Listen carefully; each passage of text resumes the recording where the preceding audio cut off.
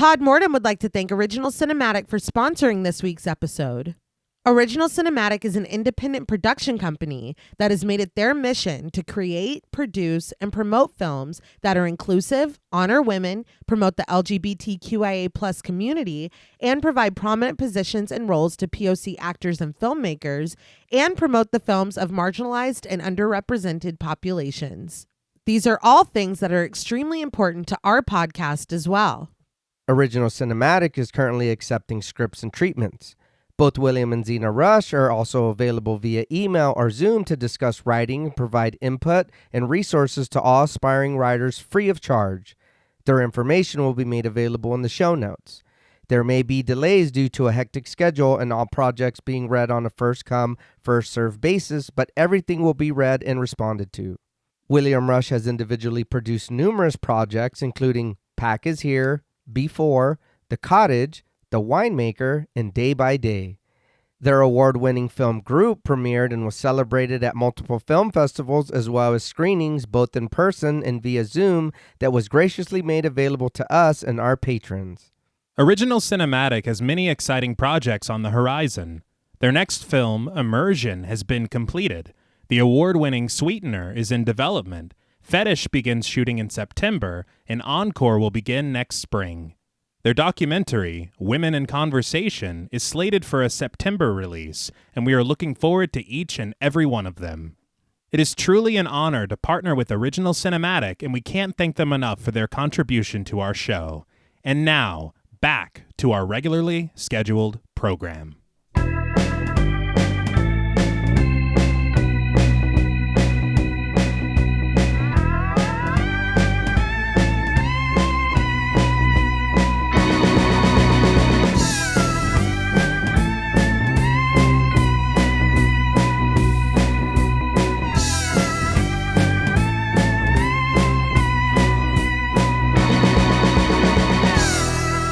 Salutations! Welcome to Pod Mortem. I'm Travis Hunter-Sayapin, joined as always by my co-hosts, my sister and my brother-in-law. Hi, I'm Reneé Hunter-Vasquez. Hi, I'm John Paul Vasquez. This week, we're broadcasting live from aboard the Rita, discussing the 1954 horror film, Creature from the Black Lagoon. This film was directed by Jack Arnold from a screenplay by Harry Essex and Arthur Ross, with a story credited to Maurice Zem. Drawing inspiration from folklore, classic horror stories, and riding the wave of the 3D film craze in the 1950s, Creature from the Black Lagoon made quite a splash upon its initial release.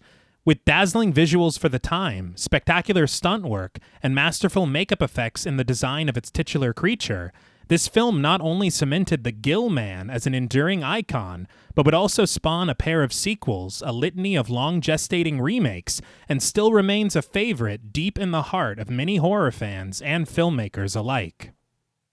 This film was suggested to us by friends of the show, Lala Tamez, Michelle Moore, Megan M., Kristen Lofton, Jasmine, Beth Bauer, Brian, Alan Johnston, Scarly D., Felnez63, Diana Joe, and Daniel Laurent. We'd like to thank each and every one of them for their continued support of the show, as well as this suggestion. So, Creature from the Black Lagoon. What were your first impressions on the film? So this was a first-time watch for me. I'm familiar with Swamp Thing from '82. I know he's not the same thing as this, but he is green. Right. And he lives in a swamp. But I know Is he this. Shrek? No.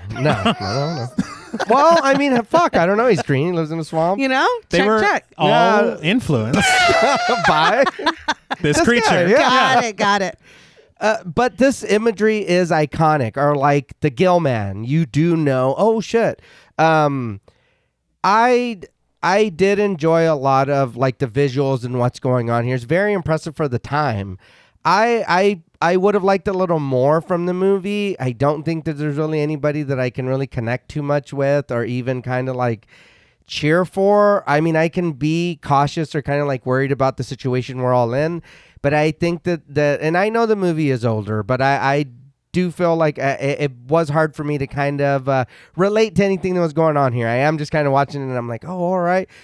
Which again, though, I mean, the Invisible Man, we fucking had a fantastic time, and we were all like, "Oh shit!" Oh yeah. Here, yeah, again, visually, everything that's going on, how they made it, and what we get to see is cool. But I do feel like the story for me, it's there, but barely. For me, it's very thin. It's just a way to keep us going on where we need to go, or what the area we need to be in, and then that's kind of it. But I mean, other than that, I mean, it's fine. It's Finn. Yes. Yeah. There you go. Yeah. Yeah. Thank you. Yeah. I'm going to need everyone typing their comments right now to cool your fingers. Unfortunately, I completely agree.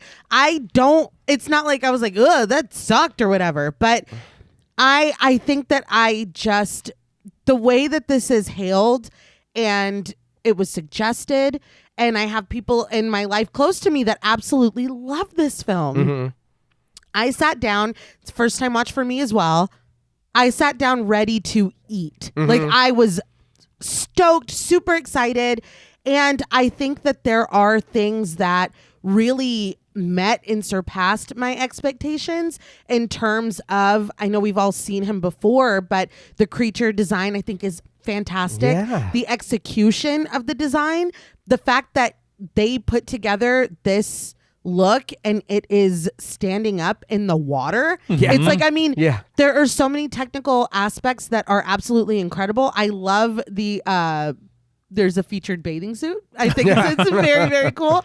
I love the look and the feel, and all of the underwater sequences I think are remarkable. There are times when it's two people or sometimes more underneath the water, and it's almost like a ballet. It's like this choreographed dance. I ate that up with a spoon. Yeah. But the character work and the story itself, if I'm being completely honest, really did fall flat for me, because I think that in going back to these Universal horror films, we have, like you were talking about The Invisible Man. Yeah. I'm thinking Frankenstein. Yes. I'm thinking Bride of Frankenstein. I'm thinking, Dracula. There was the bones were there. I think that we have these really interesting stories with these really compelling characters a lot of the time that elicit, and I'm not saying my sympathy lies with the creature. Me too. Right. Honestly. And it was the same thing in Frankenstein. My sympathies, I think all of our sympathies lied with the monster, but I just think there was more, I don't know, of like an emotional element, or maybe just more compelling storytelling. And for me, that's what's missing here. I think that it's a beautiful film. I think that, like I said before, technically there are some really amazing things by today's standards. Yeah. But then you remember that this is 54? Mm-hmm. And that is honestly mind-blowing. Yeah. But it's just like, I really wanted to sink my teeth into a reason maybe why we're out here doing this, or motivations outside of just like, oh, because A and B.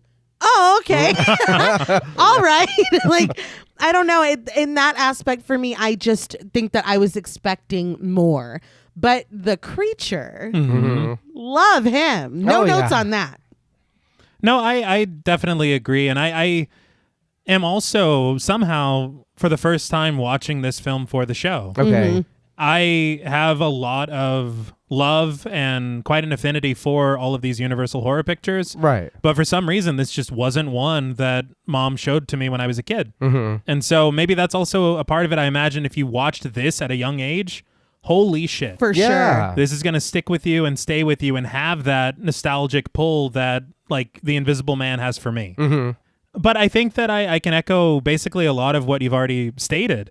The thing for me is this really is not a showcase of story. Right. It absolutely is a showcase for these technical things that they were able to pull off. Mm-hmm. And you do feel, even when you're watching the film, that it's almost like they're just trying to rush us to the fireworks factory over and over again. Yeah. It's like, yeah, we can spend some time in the boat, but let's get back in the water. Yeah. And for me, it's like, hell yeah, let's get back in the water.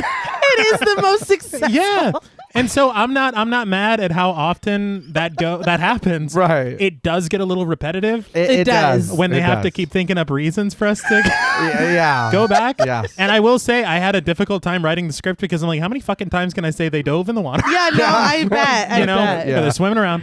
But I think that the thing is the matter of thinking of this in the context of its time. Right. Those scenes really are a thing of beauty and so remarkable. And down to, like you mentioned, that creature design.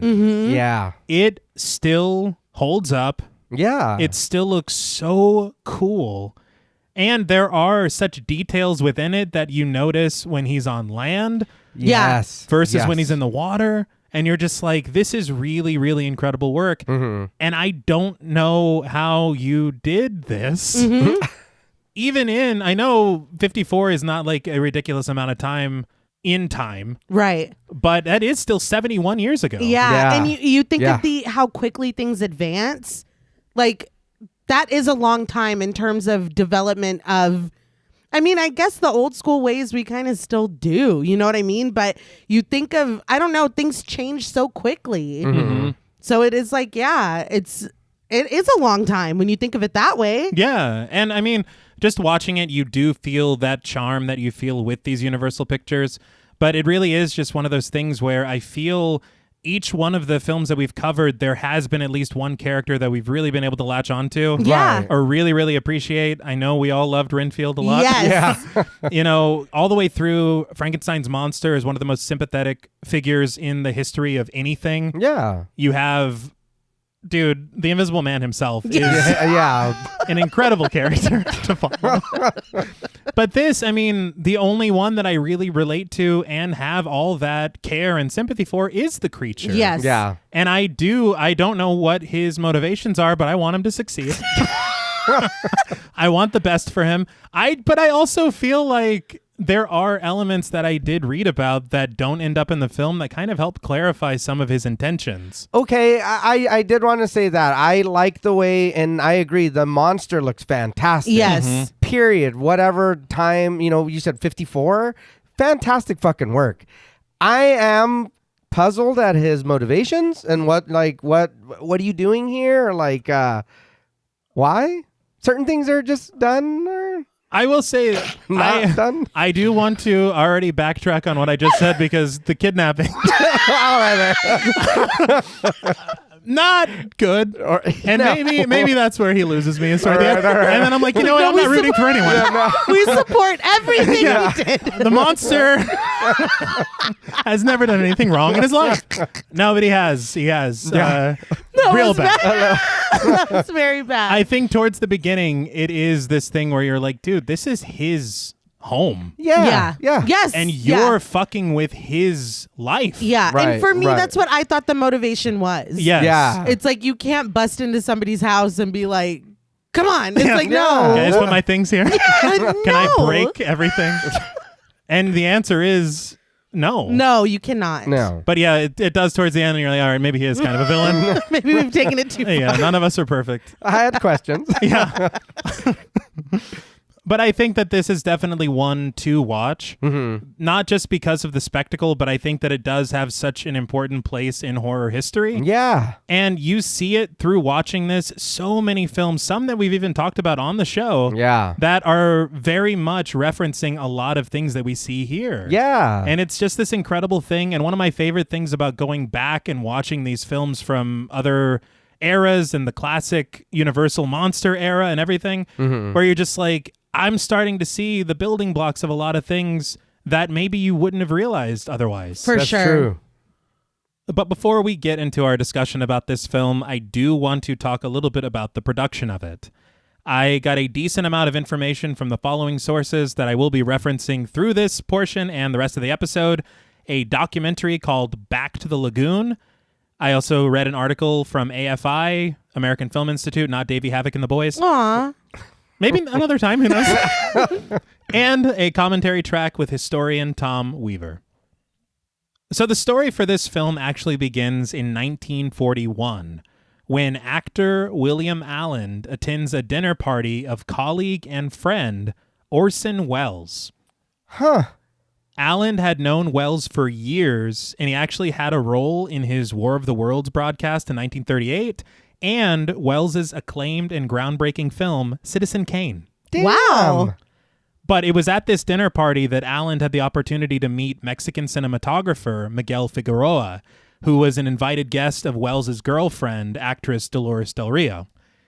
During their dinner, Figueroa kind of captivated the other partygoers with a legend that he had heard about regarding a half-man, half-fish creature who would allegedly come out of the Amazon every year to claim a maiden, return to the river, and render the people of the area safe for another year. Okay. I said allegedly. I don't want to get sued by this fish man. Just in case. He's like, that's not what I'm doing. He's like, no. We're ruined. But the partygoers laughed at the story, and this apparently pissed off Figueroa, who insisted that the story was true and that he even had photographs to prove it. May I see it? Yeah. I don't know why nobody asked, but I don't think that, at least anything I looked up, nobody had mentioned ever seeing these photographs. Okay. But it was something very, very real to him. Okay. And so this idea stayed with Allen, and years later, he became a producer at Universal. After he had a few productions under his belt, he wrote a 3-page treatment called The Sea Creature, which admittedly from himself was a blatant ripoff of King Kong. Mm-hmm. And he copped to it in interviews later in life, which I appreciate. There's other things that he did in his life that I do not appreciate, and we'll get to that in a minute. Oh. But he would also use Beauty and the Beast and Sir Arthur Conan Doyle's Lost World as jumping off points. It's funny that you say that because when you were telling the Fishman story, it reminded me of King Kong. Yeah. And there's even imagery in this film that made me think of King Kong. Yeah, I think all of that stayed intact no matter how many drafts, because it really is like, and even the historian Tom Weaver, he's like, it's basically King Kong, but in the water. Right. And just for the record, The Lost World, which I was unaware of and didn't know much about, it involved researchers exploring a lost plateau in Brazil where prehistoric creatures roam freely. All Yeah. right. It also sounds like another property. Yeah. Just that one was more capitalistic, I think. Just a little bit. Their intentions. But following this, screenwriter Maurice Zim would later take Allen's somewhat uninspired treatment and turn it into a 59-page treatment of his own, which fleshed out the idea of the story and the characters involved. And so it has some similarities to what we get on screen, but also a lot of differences that do not end up in the film in any way whatsoever. Okay. So after he has a hand at it, another screenwriter, Leo Lieberman, takes a crack at it, only to still not meet Universal's standard, as they thought that it was still too unpolished and the story was unsatisfying. This is when Arthur Ross would also have a go at it, turning it into a 111-page screenplay that would eventually be completed by screenwriter Harry Essex, who historians, I have to say, we're talking a lot of shit about. Oh. I guess he liked to take credit for other people's work. I feel like there's a lot of that going around in the production of this. Yeah. Well, Harry Essex, I guess, whenever... You heard what I just told you. It's already gone through several hands. Yes. Yeah. It's been several years, many different people adding different elements, fleshing out the story, creating characters.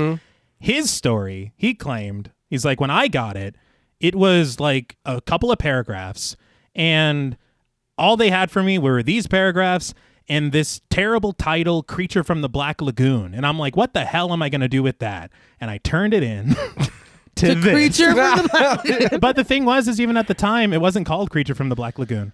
So Yeah. everything he says, it's like, we got to take this with a grain of salt, I guess. I truly can't imagine the mentality that you have to be in or the person that you have to be to overplay your contribution to something Right. like that. I can't even imagine that. It's insecurity. I don't know this man. I just want to point that out. Allegedly, he did Allegedly. this. Yeah. But, while we're spilling tea anyway, I do want to talk a little bit about William Allen, because apparently during the second Red Scare, to save his own ass, he named names to HUAC. Oh, wow. So fuck him forever. Oh my God. But back to the story. With the screenplay completed, Alan would choose director Jack Arnold to helm the picture, having recently worked with him on the very successful It Came from Outer Space, which Alan had also produced and was also written by Harry Essex.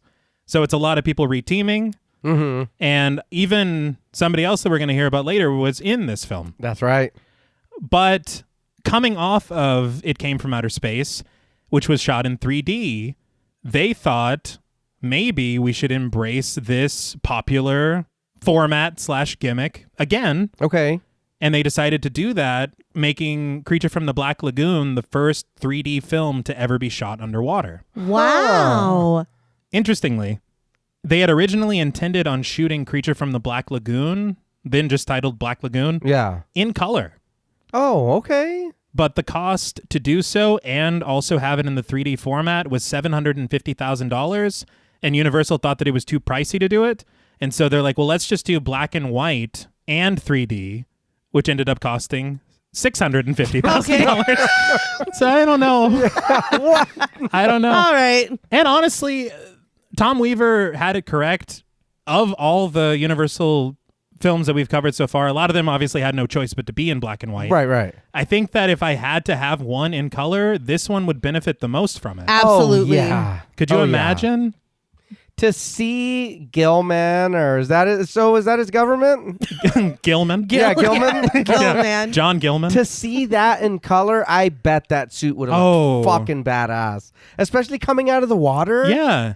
And you see these different, like, vegetation and coral and plant life. Yeah. To see him hiding behind it or swimming through it. Like, come on. Yeah. It's a shame, and I'm sure they've attempted and have colorized it since. Yeah. But it's not the same as shooting it in color. Right.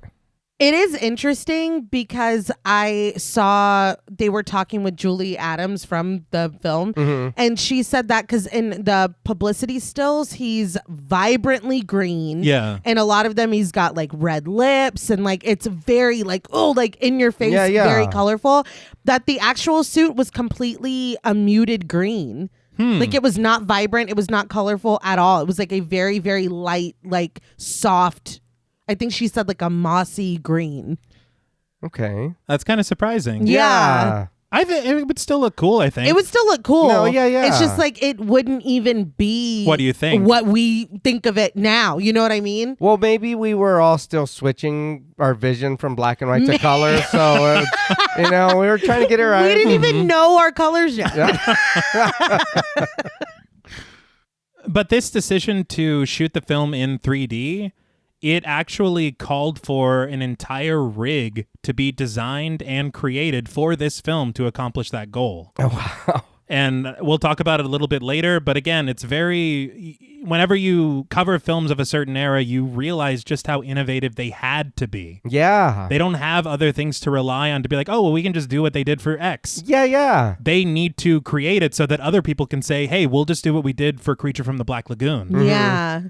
But through all their work, their incredibly dazzling display through this technology at the time, through these underwater shots that were very innovative, as I said, and this incredibly memorable creature design, which I know we'll learn about more later, including a very controversial aspect of it that is thankfully and has been corrected since the time of this film's release. Creature from the Black Lagoon proved to be very successful at the box office, and it did pave the way for many of the modern movie monsters in film and television that we know and love. Yeah. But it would also spawn a few sequels and a ridiculous list of canceled remakes that I was reading through. So many different directors that have been attached to a project that involved remaking this film. Yeah. I believe John Carpenter wrote a screenplay. There's Guillermo del Toro. There's, I can't remember his name. Is it Brent Eisner? The guy that directed The Crazies remake? I know most recently, James Wan. Okay. I think in 2024 they announced it. So Damn. maybe that might be the one that actually happens. Right. But Guillermo del Toro was another one, which I've already explained. Yeah, you did. I think I focus on him the most because of what he did do with his idea for it. Yeah. I was going to say. Where The Shape of Water is basically born from his thoughts on Creature from the Black Lagoon. Right. Yeah. But you do see such reverence and such references to this film clear nods from some of our favorite filmmakers, and even in things that you wouldn't even realize, like my good friend Steve Spielberg. Oh, Where you look and you see some of the way that some things are shot in Jaws, maybe right. Okay. Yeah. could be the work of John Gilman. I just love that this feud is over between you and Steve. We've worked it out. Love that. Now, before we capture or kill this film, we would like to issue a warning for spoilers. Pod Mortem is a very in-depth podcast, and in thoroughly discussing horror films, we have no choice but to spoil a thing or two. If you don't wish to be spoiled, please go watch the film, then come back and enjoy the show. If you've already seen the film or don't care about spoilers, let's dive in. So the film begins with an ominous orchestral score, which accompanies the production vanity plate for Universal International, before giving way to the title in bold white lettering against a haze of billowing fog, Creature from the Black Lagoon. Once the opening credits conclude, we descend deeper into the pristine swirls that surround us, bright lights bursting beneath its surface as the voice of a narrator, provided by an uncredited Art Gilmore, explains.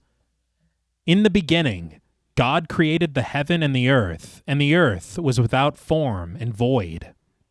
But suddenly, an explosion ignites from within the gathering clouds, a dramatic crescendo of strings punctuating the arrival of flames, which burn brightly through scattering debris, rolling over in a roar and overtaking us. Once it subsides, we see that now, through the slow-moving smoke, rests a glowing globe, which the narrator explains is the planet Earth, newly born, and cooling rapidly from a temperature of 6,000 degrees to a few hundred in less than 5 billion years. He states that the heat rises, meets the atmosphere, the clouds form, and rain pours down upon the hardening surface for countless centuries. I know we all said that none of us had seen this film before this. Mm-hmm. If you had given me 10 things to guess of how this film would begin, this is not one of them. No. They did start it off with the Big Bang. Ah! Yeah, okay. Well played. And then thank you. And then it felt like, when they wheeled the big TV to the front of the class. Yeah. Yeah. But I love it. Yeah. I think that it's some really cool visuals that honestly, I mean, just watching the fire overtake, the way that the Earth is formed, and then we go to the actual planet itself. Yeah. And it looks so new and barren. It's just, I don't know, there's something really cool about it to me. And it is a very interesting way to start the story. It is interesting because I was like, I'm going to be honest, I was like, what the fuck does this have to do with the Black Lagoon? Right. Like, is a fish going to show up? Yeah, I was like, wow, what is this? But we travel downward to the surface of this celestial body, where restless seas crash in cascading waves within an endless ocean, the narrator continuing that these waters would eventually find boundaries and become contained. And we watch as a serene tide rises at an empty beach, the solace in sand its only company, with the narrator intoning that within these warm depths, the miracle of life would begin in infinite variety, living things appearing and changing and reaching the land. We rise from the dissipating sea foam at the shore to follow a trail of thinned footprints through the sand. We float over each indentation, the narrator charting the comings, goings, struggles for survival, and eventual end of the prehistoric web-footed walker who left them behind. As the tide returns, he concludes that the record of life is written on the land, where he says that 15 million years later, in the upper reaches of the Amazon, man is still trying to read it. And say what we will about the story, I think that some of the writing is really top-notch as far as the dialogue is concerned. Right. Yeah. In this opening narration, I think that it does a really good job of setting the scene and giving it this ancient feeling Yeah. that we're going to explore. But with the story that we get, it is surprising that it took like 8 people in several years. Yes. I will say, though, I do love that they never gave up on it. They're just like, True. let's just get somebody else on it. Yeah. Yeah, we're going to get this made. Yes. But we find ourselves in the Amazon now, in the modern day, gliding over expansive and seemingly endless forests, to settle on a small campsite that rests within a clearing. Dr. Carl Maya, played by Antonio Moreno, pushes through the canvas of his tent, clutching a large camera and flash bulb as he calls out to Tomas, his assistant, played by Perry Lopez. Antonio Moreno, he was in The Temptress in 26, The Spanish Dancer in 23, and It in 27. Huh. That's what it said. Very interesting. Yeah. Yes. Those years. Yeah. Yeah. And I know what we're covering, and still I was like, oh. Yeah. It is funny because you don't think about it when you're like, well, if somebody was in their 60s and, Yeah. or 50s in 1954. It was, I was like, damn, I was like, man, these are like older. And then I was like, well, this movie is older. Yeah. And Perry Lopez, he has some credits in Chinatown from 74. Yes. Kelly's Heroes in 70. The Two Jacks from 1990. And Death Wish 4, The Crackdown from 87. Okay. Yeah. Good for him. Yeah. But Tomas comes bounding out of the trees to meet the doctor, who pushes his way through gathered locals, the group standing in awe at the carved-out rock before them. Through the rubble reaches the fossilized fingers of an ancient creature, clearly a fantastic finding for their expedition. As Maya raises his camera, Luis, played by Rod Redwing, asks the doctor in imperfect English what they've found. Maya isn't exactly sure, but he's certain that it's important. He snaps a few photographs, the flash seeming to startle a few of the uncredited locals, before reaching a sharp tool to dig the appendage out of the rock. Once it's released, Maya holds the skeletal hand with great reverence, noting to Luis that he plans to leave for Mirajo Bay to return to the Institute, directing he and Tomas to wait here for him at the camp. Tomas wonders if Maya will be gone long, and as he turns the large artifact over in his much smaller hands, Maya insists that he'll only be gone long enough to find out what it is and to get help in digging out the rest of the skeleton. Tomas and Luis follow Dr. Maya back to his tent, the doctor instructing them to keep a man in camp at all times while he's gone, and even puts Luis in charge in his stead. But we linger on a tree just adjacent to the broken formation of rock, dipping down to a small tributary nearby, where the bubbling ripples of movement scatter across its surface. And if that wasn't enough, suddenly, the webbed fingers of a mostly unseen creature reaches its hand out of the water, digging its claws into the dirt and dragging them back to descend once more into the depths. We fade to black. Oh. Yeah, Doc better hurry up. Yeah. I was going to say mystery solved. Yeah. It's wild to me that I thought that it was just going to be the movement in the water. Yeah. Yeah. The fact that they're like, well, let's... It's like, wow, this is a Turn lot. it up. But when we return, we pan from the two-tiered docks of the vaguely named Institute of Marine Biology, no city, to find Dr. Maya climbing into a small motorboat with Kay Lawrence, played by Julie Adams. Julie Adams, she was in McHugh in 74, Psychic Killer in 75, and Catch Fire in 1990. In that interview that I mentioned earlier, she said that back then you were kind of assigned movies to do by the studio. And she was very disappointed to be assigned a horror film. Oh, She didn't want to do it. It was like the way she said it was like slumming it almost. And then doing it, it was a blast. She had a great time. okay. But when she got the news, she was like, no. That's wild. Yeah. That is. That's kind of unfortunate to hear. Yeah. But at least she kind of changed her mind once it came around. Yeah. I will say I think that she's the character I want to like the most. Okay. I think that what they do with her is also unfortunate because as she's riding out with Dr. Maya, she is just as much of a scientist as everybody else is. Yes. But very shortly after this, we seem to forget that. Yeah.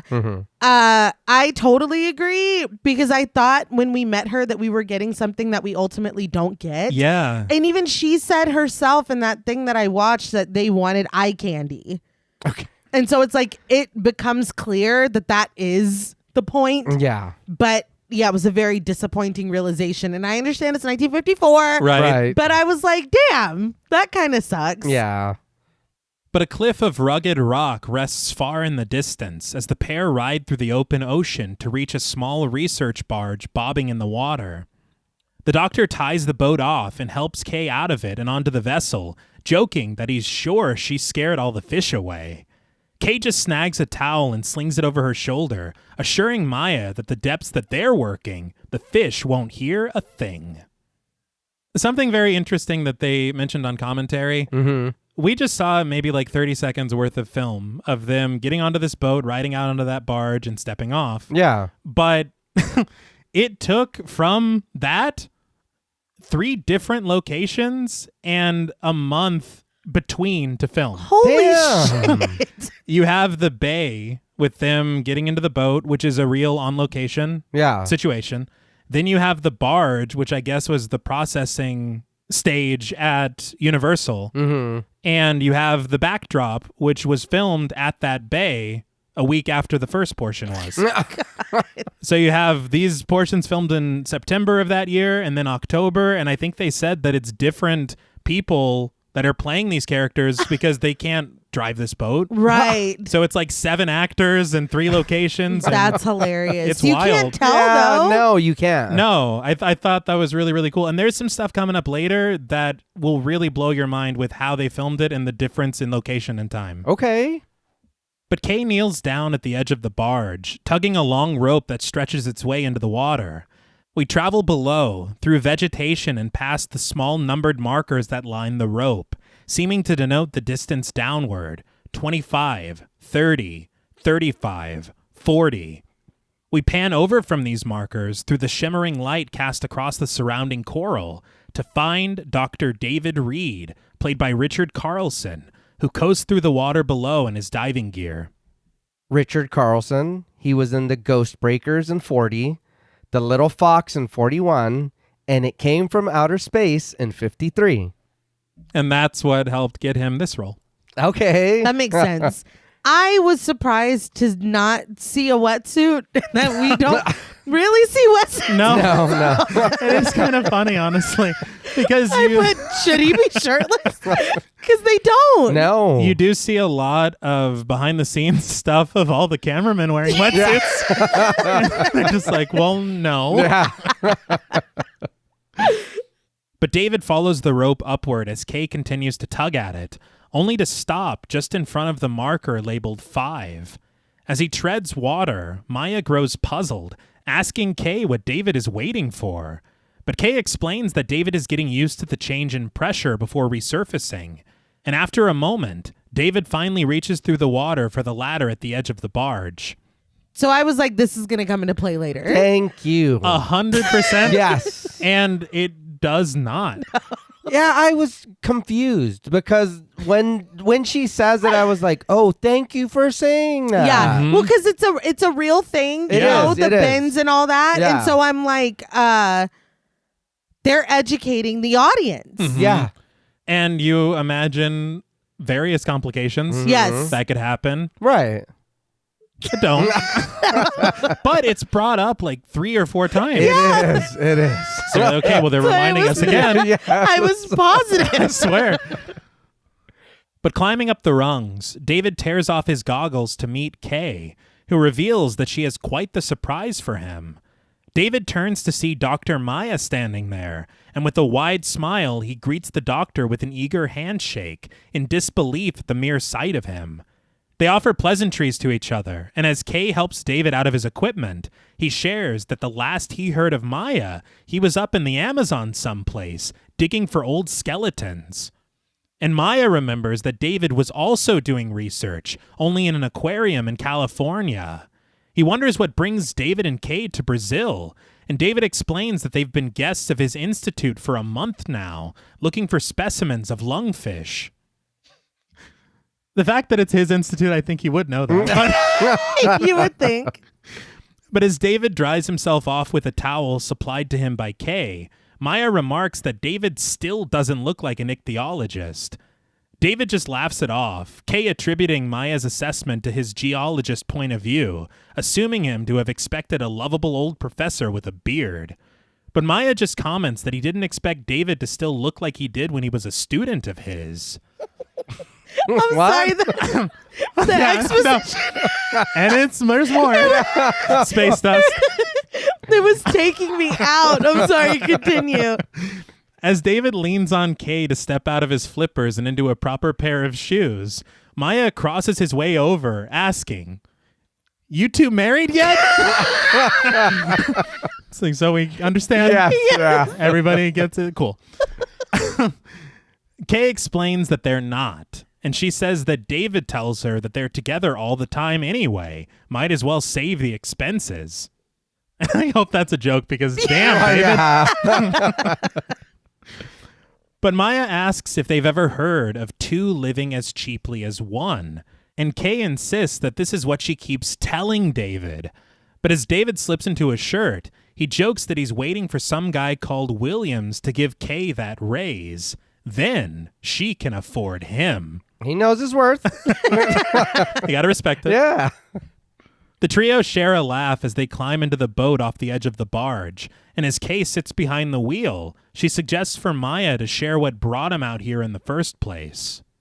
Maya reaches into the coat of his Colonel Sanders-style suit, retrieving the printed photograph of his findings in the Amazon. The fossil that he found resting in a limestone deposit, which he says dates back to the Devonian age. As they ride off together in the motorboat, David eyes the picture curiously, and Maya expresses his hope that with their expertise in marine life, they could make some kind of identification for him.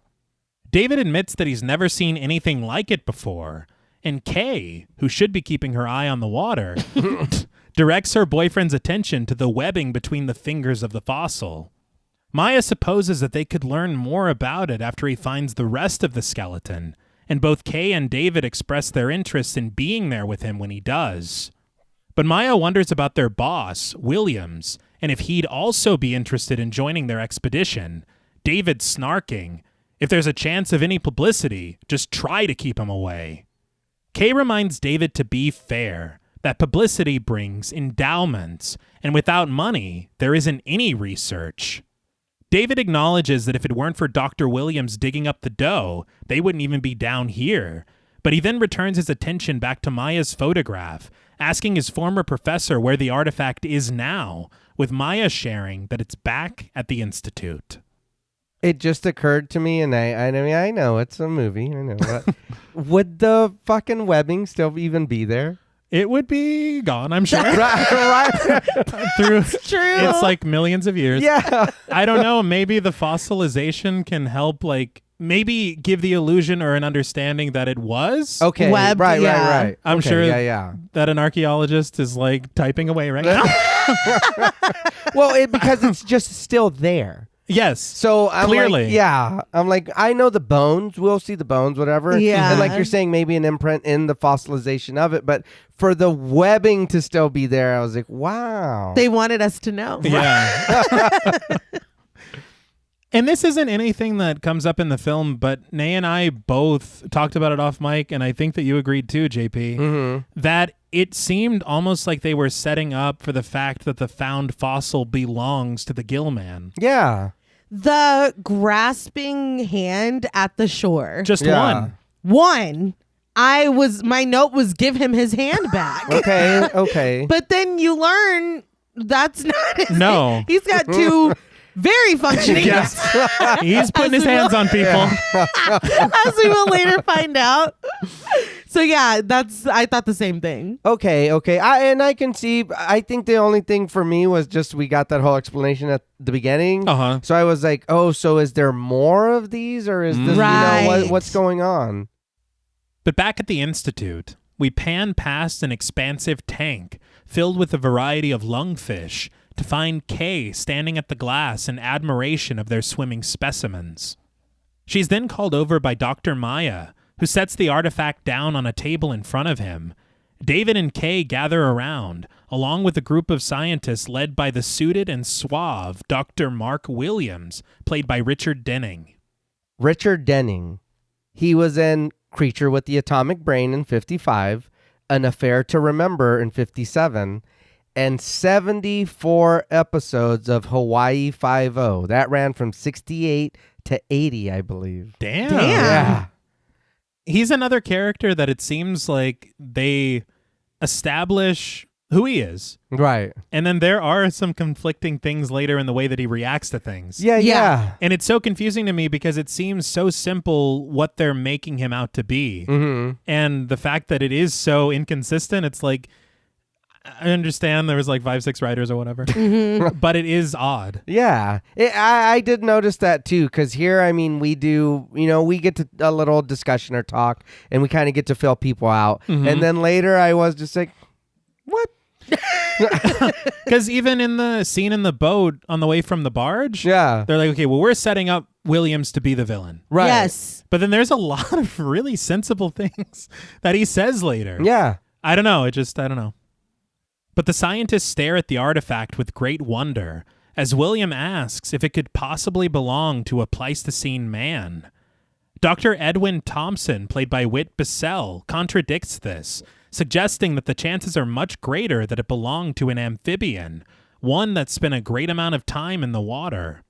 Kay isn't so sure about that, inquiring as to how Thompson would account for the structure of the fingers, which are obviously for land use. It's like, don't you know what a fucking amphibian is? Yeah, come on, dude. Yeah. It's both. Yeah. Yeah. That's, I think, pretty basic knowledge. But I mean, sepsis is in the bones. I've so, heard. I mean, I've heard that. Is it?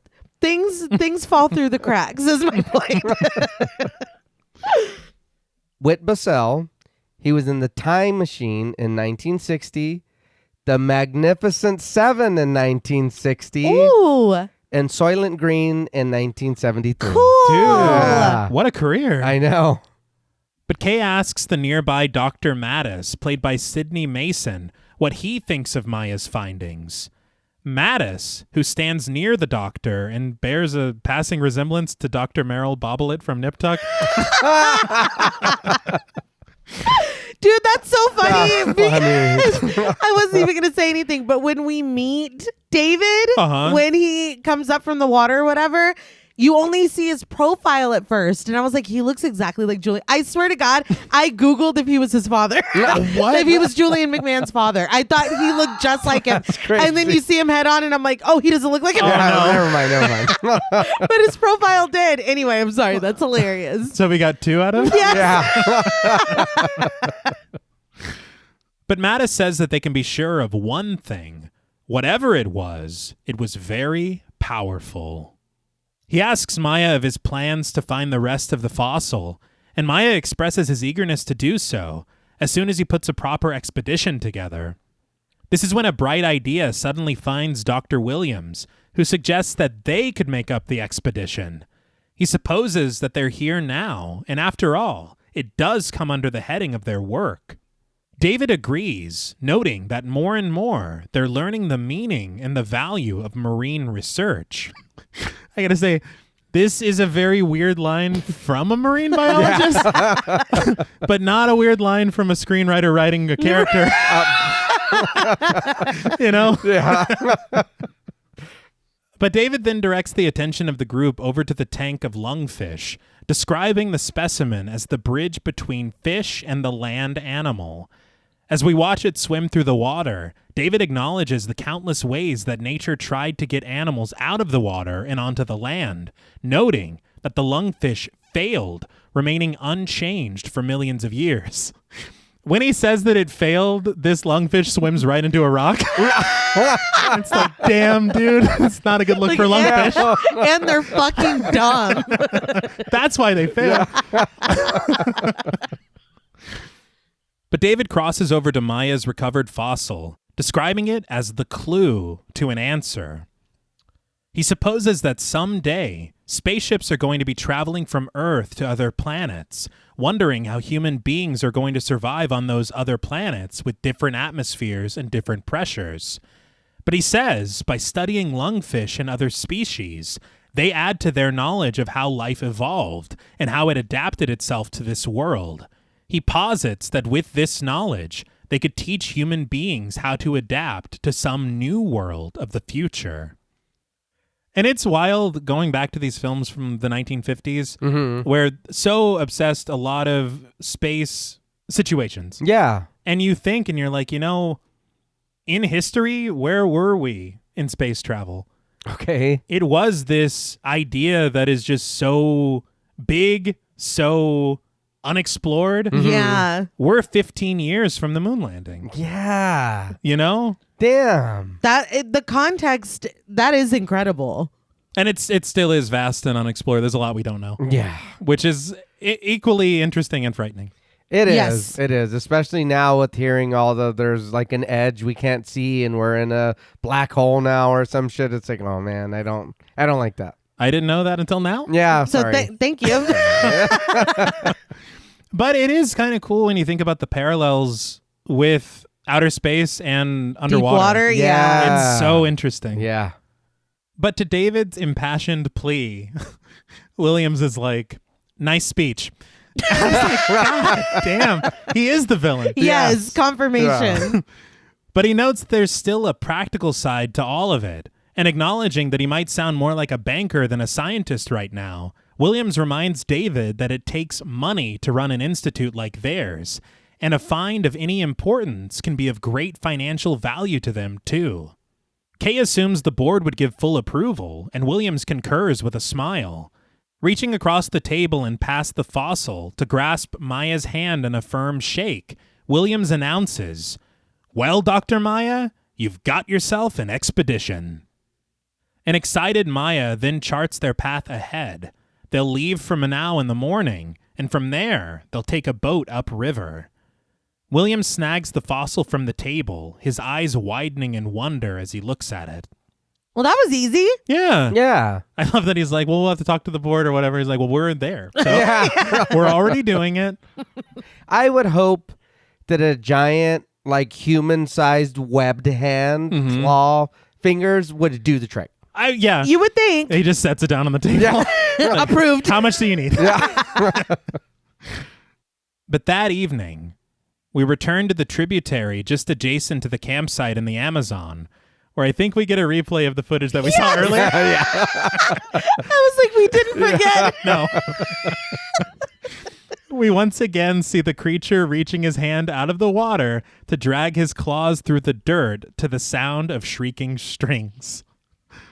But we then stalk through foliage in a point-of-view shot, slowly approaching the tent that rests at the center of the site, where through a net, we spy Luis seated at a table, cleaning the barrel of a disassembled rifle, as Tomas rests fast asleep in a nearby bed. Luis stands from his seat to gather something from the other side of the tent, but his plans are disturbed when through the opened slat of the canvas stretches the webbed fingers of a creature. Fear finds Luis firmly as he calls out to the sleeping Tomas before seizing his lantern to hurl defensively at the approaching fiend. He misses wildly, the glass of the lantern shattering, its small flame left flickering on the floor as the creature crosses over to him to seize him by the face and hurl him across the tent. Tomas awakens in fright, reaching blindly for the handle of a blade, but as he raises it, the creature puts a stop to his attempted attack with a strong grip, forcing Tomas back down to the bed with a roar. The tent jostles wildly as the creature descends upon him, Tomas's screams echoing through the campsite. That was a lot, Robin. Yeah. Yeah? Yeah. I did notice too, the fire was contained. It did not spread. You know? That is Safety first. Yes. Good job. Again though, okay, so we're coming. You're in his territory. This is my home. I didn't invite you. Yeah, I'm gonna feel some type of way. Let me get out the water or the bath and come say hi. Yeah. I'm just confused why he's choking him. It's very funny. It is very funny. That's You not are. the mode of attack that I was No, not at all. whatsoever. And so, yeah, I did giggle a little bit. It is funny when you think about it because he does have these giant ass claws. Yeah. So you would think that would be a part of it. I know they're not going to show him fucking slashing them No. in 1954. Right. But strangling, and honestly, there are some murders later that we stay with it for a while. And it's like, damn, dude. I know he's got big ass hands. Yeah. So I guess, but I don't know. Maybe I kind of thought he might drown Something. people. Anything. Pull them into the lagoon and, you know. Yeah. Yes. But goddamn. Or maybe even like squeeze their heads or something. Anything. Something. It's just choking. It's weird. It's like, Very how does funny. he know that? Black Lagoon Strangler. Yeah, seriously. Yeah. How do you know choking? That's weird. But the following morning, we find the expedition crew gathered on the deck of their boat, the Rita. Kay sits with David, complaining about the heat of the arriving day, with David certain that it'll only get hotter as they continue on. Williams kicks at some clutter on the deck, joining the pair as he huffs. Couldn't Maya have found anything better than this barge? David supposes that not many ships want to go upriver as far as they intend to, and Kay comments that they didn't exactly expect the Ile de France either.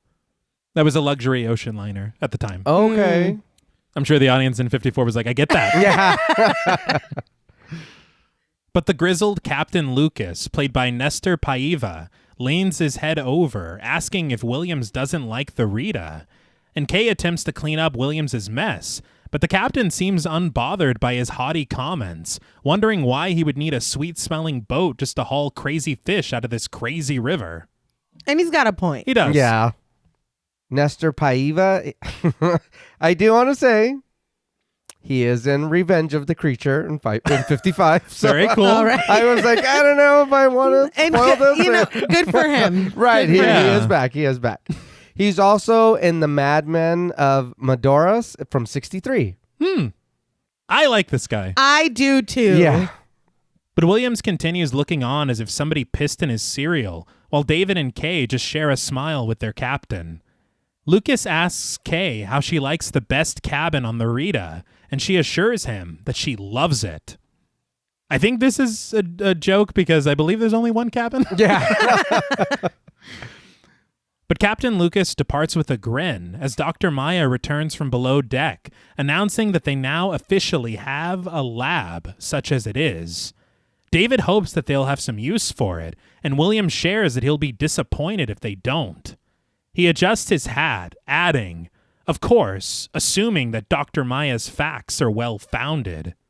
David snaps in defense of his former professor that Maya's a scientist, not a fortune teller. He can't guarantee anything. Kay attempts to play peacemaker between them, acknowledging that a scientist has need for both vision and confidence. But Maya sits idly by, his jaw tense in seeming offense, and Williams assures him that he didn't mean what he said as any personal criticism, just that he always looks forward to success. Maya's eyes just glare unblinking at the back of Williams's head. I did laugh. I'm going to be honest. That we're here, dude, because you seen that big ass hand. Yes. What do you mean? Like, no, you're gonna succeed. Or you know what I mean? It's Yeah. like, no, I'm waiting for you to find this shit. We don't know what the fuck we're gonna find out here. It's that. And if it's a fruitless expedition or whatever, it's no fault of his. No. You are holding evidence. Like you all saw that. I think that is what pisses me off because he's like, well, assuming that Dr. Yeah. Maya isn't making it up or whatever. Yeah. You saw You a saw giant prehistoric hand Yes. that he brought to you. Yeah. It's not like he was like, I was down by the water. And it's like, Yeah. no, this is not on his word. Yeah. Remember, we were in the room. We all seen it. You said yes. We're gonna go on the boat. It's not like his story was, well, there's a creature that picks a maiden once a year. Yeah. Now I have no proof of Allegedly. this. Allegedly. Allegedly. Sorry. But as the ship sails on, Captain Lucas sounds the horn at the helm, and we watch as an alligator resting on a nearby rock is startled by it, rushing off of it and into the water as the captain cackles. He was just relaxing. Like, I don't know why he did that. That was mean. But time passes as the Rita ventures onward. The crew gathered to gaze out into the water, witnesses to the wildlife and nature that surrounds them. Kay gushes, and I thought the Mississippi was something. David concurs that the Mississippi is merely a winding brook compared to the Amazon. As a bird dives from a hanging branch into the water, David comments that this place is exactly as it was 150 million years ago when it was a part of the Devonian era. When Kay comments that it sounds like the beginning of the world, David agrees that even animals here now grow as they did in the Devonian forests. He states that the anteater is a giant with the strength of a bear, the centipede grows to be a foot long, and the Amazonian rat is as big as a sheep. What? Yeah. The land that time forgot. And for good reason, it sounds like. That's terrifying. And I looked up because I was like, there can't be a rat that big. It doesn't really look like a rat. I think it's just part of the rodent family, so David might be telling some tall tales. Okay, Right. please. But it's pretty wild what you can find in the Amazon. Yeah, and I did too. I got pretty curious, so I went and looked. And his time's off a little bit, it did say that this was the time when fish started to kind of go into different kind of like groups of fish and like what they were evolving into. That's like the sea life exploded. I was like, this is really cool. It's pretty wild, and it does. I understand that it's probably very dangerous as far as certain animals and varieties. Right. But it does make you very interested in seeing it. Yeah. But Kay sits amazed at what she's just been told, and the captain approaches them with a factoid of his own, claiming that their catfish can grow to be 9 feet long, and that they're killers, just like everything else in this jungle. All killers.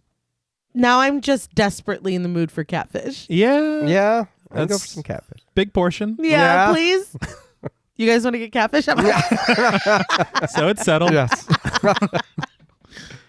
But Lucas then suggests for the couple to get some rest, as Dr. Maya says that they'll be dropping anchor in just a couple of hours. And a couple of hours later, Maya stands with Captain Lucas at the helm as the Rita continues coasting through the water. Lucas sounds the horn, and at Maya's direction, does so again, the doctor stating that he wants to make sure that his boys can hear him at camp. He instructs the captain that once they drop anchor, they can take a rowboat to the campsite.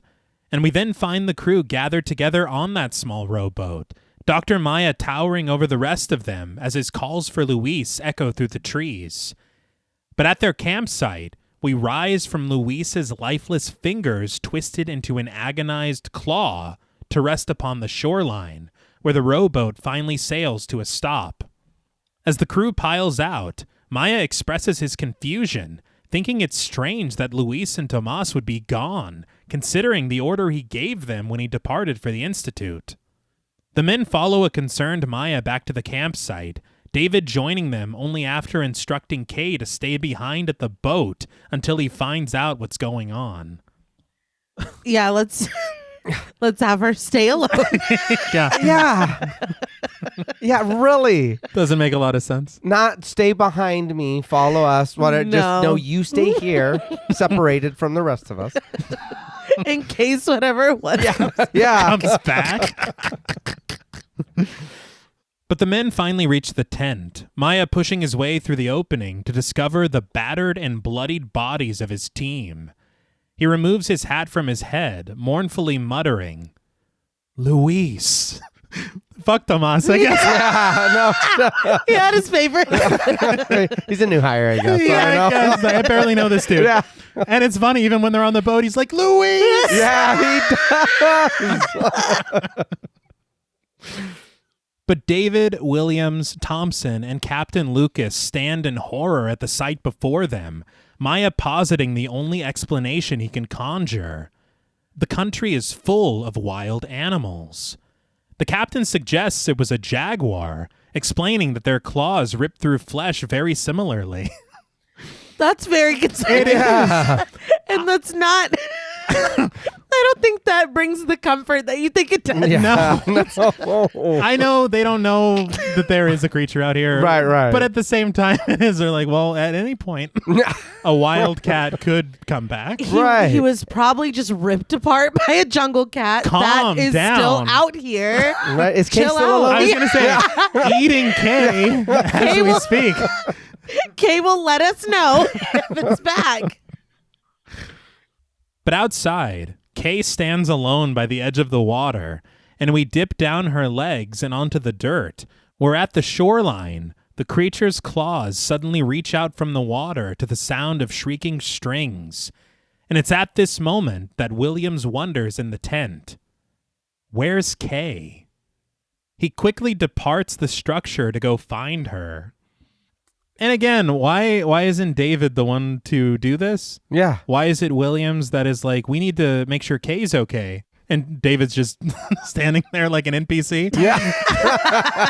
I just don't understand. And it's the start of setting up something that I thought was going to be a really big part of this film. Yeah. And again, means nothing. Right. But Kay rejoins the group, the creature returning its hand beneath the depths of the water as the crew reconvenes at the center of the campsite. Williams explains that there's been trouble, which is a very mild way to describe a brutal double homicide. Yeah. But David guides Kay back on board the rowboat as, unbeknownst to everyone, something swims away beneath the surface of the water, leaving behind small rippling waves in its wake. It's funny you say that because right after this, I was like, okay, but you just killed these dudes. You didn't eat us. You didn't try to harvest anything. You just choked the shit out of us and then broke dude's neck and then laughed. Yeah. What did you get out of this? I know we're in your home. I'm sorry, but you like what? For me, I think that's it. It's just the destruction of his home, and he's kind of retaliating. Yeah. But again, I cannot get past the method of murder. Yeah, they're too close, I guess. I don't understand. It is wild. And it's interesting to me as well how bold that was for him to get up out of the water and just do this brutal act. Yeah. But other times he's just kind of teasing, putting his claw out, putting it back in. Mm-hmm. Yeah. That is interesting to me as well because Kay could have, I mean, if he wanted to, he would. You know what I mean? like she could have been dead in 2 seconds. I don't think that's the use of that phrase. I changed it for what I needed it to be, but he could have, is my point. Right. And to me, that explains something else. Right. Okay. And I'll get to that a little bit later because it is a very interesting detail that I feel like isn't explored as deeply as it should be. Right. But sometime later, David and Williams chip away at the remaining limestone with pickaxes and shovels, Maya sorting through the crumbling debris, with Kay and Thompson documenting their findings. They appear dismayed at the lack of any real discoveries, and after they've sorted through the last of it, William tosses his shovel aside in frustration, remarking, "A world-shaking find, all right." What? I know. No, I understand this is all for him, at least in this moment, about money and funding. Mm-hmm. But I'm sorry, the hand that Maya found? We're really downplaying the hand. But it's that. If you're still... Who else did we show? Did we really just come over here on a fucking whim that we seen this hand that you brought? Or did you let the department know? It's like, no, we're going to just take money and tell them we're doing something. Because I feel like if you would have showed other scientists that, or even the university or wherever you guys are working at, I feel like there would be more of a big deal than that. I would think so too. I think maybe should be a scene with the bigwigs saying what they hope they find. Right. Yeah. And they're like, we've heard Dr. Maya say he plans to find a whole skeleton. Right. Yeah. Yeah. And then it's like, well, we'll see, whatever. Yeah, but exactly. I'm just like, yeah, I don't understand that without any further context. Yeah. It just seems like he's a dick. I mean, I don't know. Kind of, yeah. And I will say my rewrite just now was writing for the time. I wouldn't be that blatant with, we hear Dr. Right. Yeah. It's a little on the nose. Well, I mean, it might kind of fit. I mean, it would. But wiping the sweat from his brow, Williams adds that after 8 days of this expedition, all they've come up with is enough stones to pave a road. David wonders if Williams has had enough, or should they keep digging, with Williams snapping, "I'll tell you when I've had enough." A defeated Maya takes plodding steps over to David, Williams rising to his feet as the doctor passes him. He laments that they've failed, and that's all people will understand. But David has another idea, inquiring if Maya knows what the nearby tributary empties into. Maya explains that his boys used to tell him that there's a lagoon at the end of it. I will say I'm just realizing in this moment that these guys that Dr. Maya has been working with for God knows how long are brutally murdered like 10 feet away from them. Yeah. And it's like, yeah, my boys told me. A little while. It's like, why aren't you broken up about this at all? Yeah, that is true. We move on very quickly. We do. And boys, it's not great. No. Not at all. But part of me is like, was this supposed to be before this conversation, before they find them? I don't, maybe. Because that would make more sense as to why he's like, oh yeah, like I've heard da-da-da, what I don't know, because it does feel pretty fucking heartless. No, you're right. Yeah, You know? because if it was before, then we don't know that they're dead. Yeah, I think it would explain mood and tone. Yeah. Yeah. Because, I mean, and also that's the other thing. They're literally, he's like, hey, there's some trouble in that tent. And then David's like, well, let's get back on the ship. And then it's like, well, let's dig this limestone first. Because we don't. No. That's true. It does feel disjointed. Let's see if the Jaguar's over here. But William joins them, curious as to what David is getting at. David explains that he was just thinking, maybe, sometime in the past, part of the nearby bank broke away and fell into the river. And perhaps, over hundreds or even thousands of years, the current could have broken it up. He supposes that if there's a dead end at this tributary, it could be where they find the fragments of it, and possibly the rest of Maya's fossil. Williams appears eager to follow through, but Maya acknowledges that it's a theory, and even if David is correct, the chances of finding anything at all are remote at best. Williams insists, however, that science is all about taking that remote chance, attempting to rally them both to give it a try. He supposes that they might be able to turn their failure into a success after all. And this was the moment that I'm like, well, this isn't the Williams I know. Yeah. It feels like Dr. Maya and Dr. Williams have switched lines. Right. Okay. And it just is very odd to me for the characters that we do know. Yeah. But David has other worries, mainly going into unexplored territories with a woman. Not a woman. Ew. And again, this is the thing is, it's like she is every bit of a scientist that you are. Yeah. Yeah. No, it really is just an immediate backseat. Like the way that we're introduced, and then it's like, okay, no, Kay, you wait here. It's like, okay, dude. I will be honest, I did forget. Yeah. Because of the way she is treated. And I'm like, so are you here now as a reporter, as a friend, as his girlfriend, as what the hell? Because a minute ago you were talking shop with them. Yeah. Mm-hmm. Everything was fine. Now you're Now just it's here. don't ask me. I'm just a girl. Yeah. Malibu Stacy. Yeah. Yes. And I think the other thing as well, even the conversation that they were having once they're making their way to the campsite. Yeah. And he's telling her all about the Amazon, and she's like, wow. It's like, you don't know that? Yeah. Right. It's just, I don't know. It really does. But David approaches Kay, who assures him that she isn't afraid. She reminds him that they've come this far already. But David just can't seem to shake what happened to Maya's men in the tent. And Williams notes that David doesn't much sound like a dedicated scientist at the moment. How dare you have feelings for people who are just brutally murdered? Yeah. Seriously, dude. Get your head in the game, scientist. Thompson counters that dedicated doesn't mean risking the lives of others. But Williams is certain that Kay can take care of herself, though Thompson worries that they know nothing about this lagoon. And again, I have painted Williams as a villain in my mind. Yeah. But once we get here, he's the one that cares about Kay's well-being, and he sticks up for her that she can take care of herself. Yeah. So it's like, why would I think he's an asshole? Right. Unless it's like the motivation behind it is just like, oh, she's fine. Like, let's get my money. prove so we can get the money. Well, see, that's kind of how I read it a little bit. I Yeah. was like, so are you just trying to like put their lives at risk so that you can get what you want? Right. Is that what you're telling them to, like you said, hype them up to do it? Because outside of this moment, that's who this character has been established to be. Yeah. So it is out of character for him to be like, no, she's a human that can handle her own.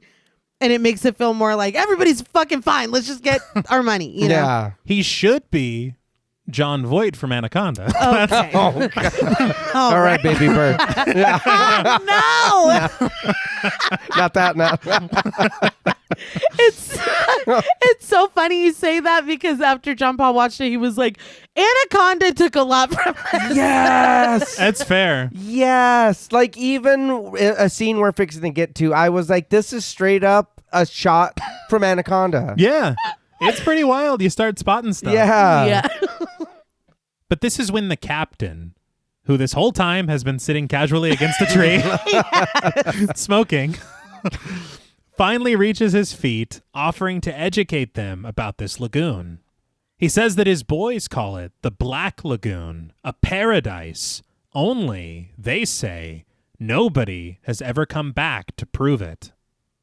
Then how do we know it's a paradise? Yeah. Just what we've heard. Or what we haven't heard. Yeah. Somebody said it, dude. I don't know. Sounds like wishful thinking. But he cackles at this very terrifying thing that he's just said. The rest of the crew not finding it so funny. But speaking for the entire group, Williams announces, "We'll do it." And we return to the Rita, the crew sailing onward. Days, ? Having passed? Because they're all wearing different outfits, but it hasn't been explained. But Kay gazes out into the water at the stern of the ship, startled when David approaches her from behind. She jumps, and David apologizes, Kay commenting, "I don't know what made me do that." It's like, well, your boyfriend scared you. Yeah. I will say there is apparently a scene that used to go in between these two moments. Okay. And apparently what had happened is a producer was reading the script and he's like, look, we see this creature several times sticking his hand out of the water, putting it back, sticking his hand out of the water, putting it back. Then he murders Maya's crew and then our crew leaves. Yeah. He's like, so the problem is when we see this creature again later, a lot of people are not going to understand that it's the same guy. Stop. So what we need is a scene where we follow the creature underwater following the Rita. Yeah. And so everyone's like, okay. And so they write it into the script. They film it. And then you see in the film, the finished film, the music is swelling around Kay on the boat. And then we're supposed to have this scene of the creature following. But there's an abrupt cut because somebody had the good sense to be like, I think that we don't need that. Mm-hmm. I think that people are smart enough to know that there's only one one guy that looks like this. It's like they've always thought we were dumb. Yeah. Okay, got it. But Kay notes that the howling animals in the trees certainly don't help any. And David explains that they're just Goriba monkeys, and he asks if Kay is sorry now that she came. And Kay counters, "You don't know the species very well, Doctor." David just sighs that he thought he was doing very well, considering that they've only been together for 6 months. He smiles as Kay wonders how much time he thinks he'll need. But David leans in closer to her, acknowledging that from where he's sitting, he'd say, a lifetime. The score swells sweetly as Kay tells him that that's the right answer, and as they lean in for a kiss, a growl emanates from within the forest just before their lips can meet, prompting Kay to suggest that they might not even have a lifetime. So David proposes that in that case, and he leans in closer, the pair sharing a deep and passionate kiss. I was like, all right, that's very good. Yeah. I like that a lot. But it's at this moment that Williams returns from below deck with Captain Lucas, carrying a harpoon. But he's not whaling on the moon. He appears quite salty. Yeah.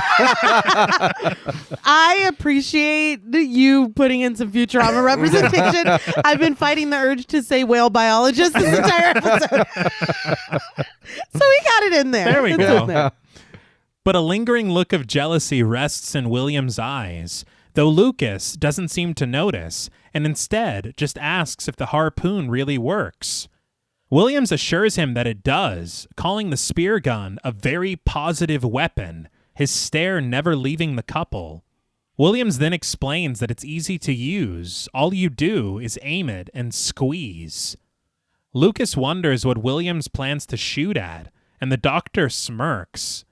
Does it make any difference? Before turning around to aim at the ship's mast, pulling the trigger and sending the projectile to land sharply into the wood. Yeah, it does matter. Very much. Yes, it does. the hell? And again, this is a thing I'm like, okay, so we're setting up something that's going to be very dangerous later Yes. and something that's going to explode. Yeah. No? But sometime later, with the entire crew gathered at the Rita's bow, Captain Lucas sails confidently through a seemingly impossible gap with the help of David, who guides them through the rocks with a boat hook. The score sings whimsically as they right the ship and continue onward into the uncharted waters. David declares, "The Black Lagoon," with Kay countering, "Beautiful lagoon," and Thompson concurs, "Another world." But David then directs Lucas to take the ship out a little further so they can take the net over the side. The captain seems puzzled that David intends to catch a fish, but David explains that while they're out here, they might as well find out what species swim within these waters. You'll find out soon enough. Yeah. Careful what you fish for. Very good. But Williams reminds David that that's not what they're here for. They're here to find the rest of that fossil. Maya agrees that they should gather some of the rocks from the bottom of the lagoon for a test, but Kay laments that they just got here. Williams, however, insists that they shouldn't waste time, noting that if any parts of the wall that contain that fossil were ever deposited out here, the rock test should prove it. And with that, David volunteers to gather the rocks, heading straight for the aqualung. Na, na, na, na, na. I was like, at least I know my song for Monday. There you go, yeah. But Kay stops him, pleading with him to be careful, as they have no idea what's down there in the lagoon. David just exits, but before Williams joins him, he turns to Kay with wide eyes, commenting, "I hope you're afraid for me too, Kay." And Kay supposes, "Of course, Mark." The doctors gather their equipment as Kay remains at the bow, the howling of monkeys echoing around them through the trees. What? Why do I need to be worried about you again? I mean, I know you're my boss or whatever, but like... I think that she's supposed to be worried because maybe in previous drafts there was a more blatant love Apparent, triangle. yeah. Okay. Because it feels so lost, and I really thought that was going to be such a big thing. Yeah. And especially some of the scenes that we see with David and Williams down in the water. Yeah. There's a lot of opportunities for, Yes. Yeah. For mishaps. Yeah. Yes. But sometime later, Captain Lucas lowers the net into the water like David requested, Kay and Dr. Maya joining David and Williams at the bow, suiting up for their dive. We see that Kay is now wearing one of David's shirts over a one-piece bathing suit. But Lucas joins them, commenting that this is crazy kind of fishing and asking, who eats rocks? Maya explains that he does, in a manner of speaking. He crushes them, and they tell him things. But after they slip into their flippers, David and Williams rise from their seats to approach the ladder leading into the lagoon. Before he can join Williams, David is stopped by Kay, who reminds him once more, be careful. The score pulses suspensefully as the men lower their goggles over their eyes and descend into the depths of the Black Lagoon. They swim off in separate directions, gliding over schools of fish and tangled coral, the sunshine above casting its shimmering light across the floor of the lagoon. Their kicking flippers propel them forward until they rejoin each other beneath vegetation, discovering a pile of rocks scattered across the sandy bed. As they gather them into small satchels, we return to the Rita, where Captain Lucas asks Dr. Maya what these rocks might tell him. So you have not been paying attention at all. Maya explains that through the uranium lead test, they can determine how old these rocks are. Lucas wonders why they would want to know that, and Kay just smiles sweetly at his questions, with Maya elaborating that this will allow them to match these newfound rocks against the sample in which the fossil was found. Lucas finally seems to understand. And this feels like more producer stuff. Yes. Yeah. You're like, a lot of people might not be following this. Yeah. But down below, William swims off alone, leaving David to tend to the rocks. Bubbles rise from his breathing apparatus as he descends deeper into the lagoon, past jagged rocks and into darkness, until suddenly, the Gill Man rises from the depths, a startling score accompanying his arrival. We finally see him in all his glory, his humanoid body covered intricately in a series of scales, a jagged fin at his spine, and his face fish-like in its features, with his eyes set certainly on the men swimming past him. And though the Gillman is uncredited, he is played by Rico Browning in the water and Ben Chapman on the land. Okay, I was curious about that because doing my casting and looking and stuff, it does have them, but they are uncredited. It made me think of like whenever we talked about Frankenstein, I think. Right. And the monster was credited as ? Mm-hmm. It's like, I don't know if they're just trying to be extra scary by not saying human names. Yeah. But it is kind of funny. Yeah. So I have quite a bit to talk about in terms of the casting of the two versions of the Gillman and also the design and sculpts of these different suits. So we can start with Rico Browning. Okay. They had originally wanted Glenn Strange to play the creature, the underwater version of the creature. He was a stuntman who had played Frankenstein 3 times for Universal. Oh, wow. But when they approached him, he was like, I can't swim like that. So he declined. Yeah. Rico Browning was a college student when they came to Florida to scout locations. Browning was the one that picked them up from the airport and took them to different places to show them the locations. So while they're setting up, they had asked him to just get in the water and swim around so that they could look at perspective of like the rocks and everything underwater. So he gets in to help them out, swims around a little bit. And he said that a few weeks later, he gets a phone call and they're like, we like how you swim. Do you want to be the creature from the Black Lagoon? And he's like, I don't know what that is, but yeah.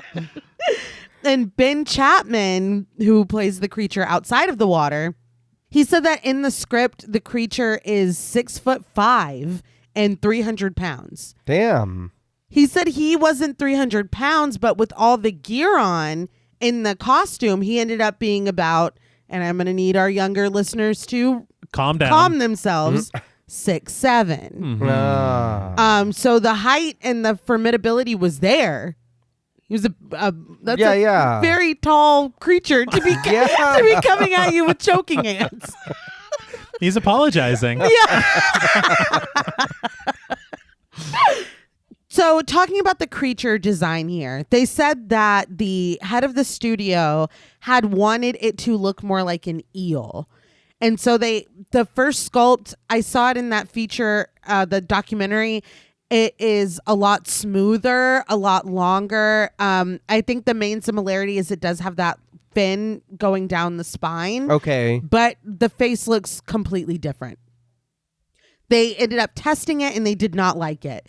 And there were rumors that this original, more eel-like sculpt was going to become the female version of the creature in a sequel, but it never happened. But the actual design of the creature came from Millicent Patrick, and this creature looks exactly like her sketches. Yes. Exactly. Okay. I mean, she created this creature. Yeah. She would even go on to promote Creature from the Black Lagoon. They said that she was talented, photogenic, enthusiastic, gave great interviews. So she was really the person as the designer to go and be like, look, this is what we're doing, da-da-da. And unfortunately, her name is completely scrubbed from this film.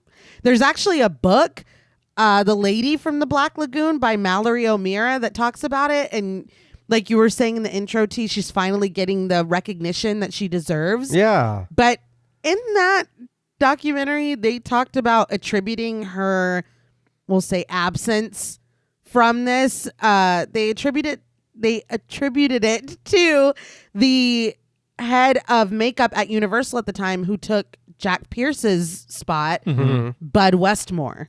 They were like, yeah, he did that. Like, he wanted to take credit for it. Yeah. And we're talking about SFX and the name Westmore. So I got very curious and I did a little Googling. He's the uncle of Michael Westmore, who's the father of Mackenzie Westmore. Face Off. Yeah. Yeah, I was like, there's no way that they're not that another Westmore. There's no way. So I thought that was very cool and interesting. That is. Yeah. They were not kind when discussing Westmore on the commentary either. And honestly, there were a lot of things that were said, just how much he wanted credit. Yeah. For things that maybe, and at least in the case of Millicent Patrick, he did not do. Yeah. Right. And there were times that he knew that there would be crews coming to take photographs of them working on things, and he would make sure to center himself in all of it. Just so even in publicity stills, it looks like, oh, Westmore's doing everything. Right. And so it seems just like a pattern of behavior that he's just kind of an asshole. That's fucking That's crazy. terrible. Yeah. And sadly, that was something else that Tom Weaver said on the commentary. Millicent Patrick never had a credit from Universal, like not just for this film, but going forward. And she had been a creature designer before this. Yes. Oh, that's bullshit. That's insane. And you think about the misogyny at the time and like how many it's really infuriating. I think they said she was the first woman to become an animator at Walt Disney. Oh. But because of Westmore and I think everything that went on with this, she was never able to get another credit at Universal, even for anything else. Damn. So it's fucking crazy. Yeah. It just sucks. But they talked about the different suits. Obviously, these men are two completely different sizes. So things like the chest piece, the scaling on the chest piece looks different between the two versions, whether he's in the water or outside of the water. You don't even really clock it. Like you don't, because they're two completely different sized human beings in two completely different suits. It is seamless, I think. Yeah. But they cast both of the actors to make the shells of the suits, and they had a full team because they talked about how Jack Pierce, really, it was like a one-man show. Westmore had a full team to the point where one person was doing one leg, one person was doing one arm, one person was doing the torso.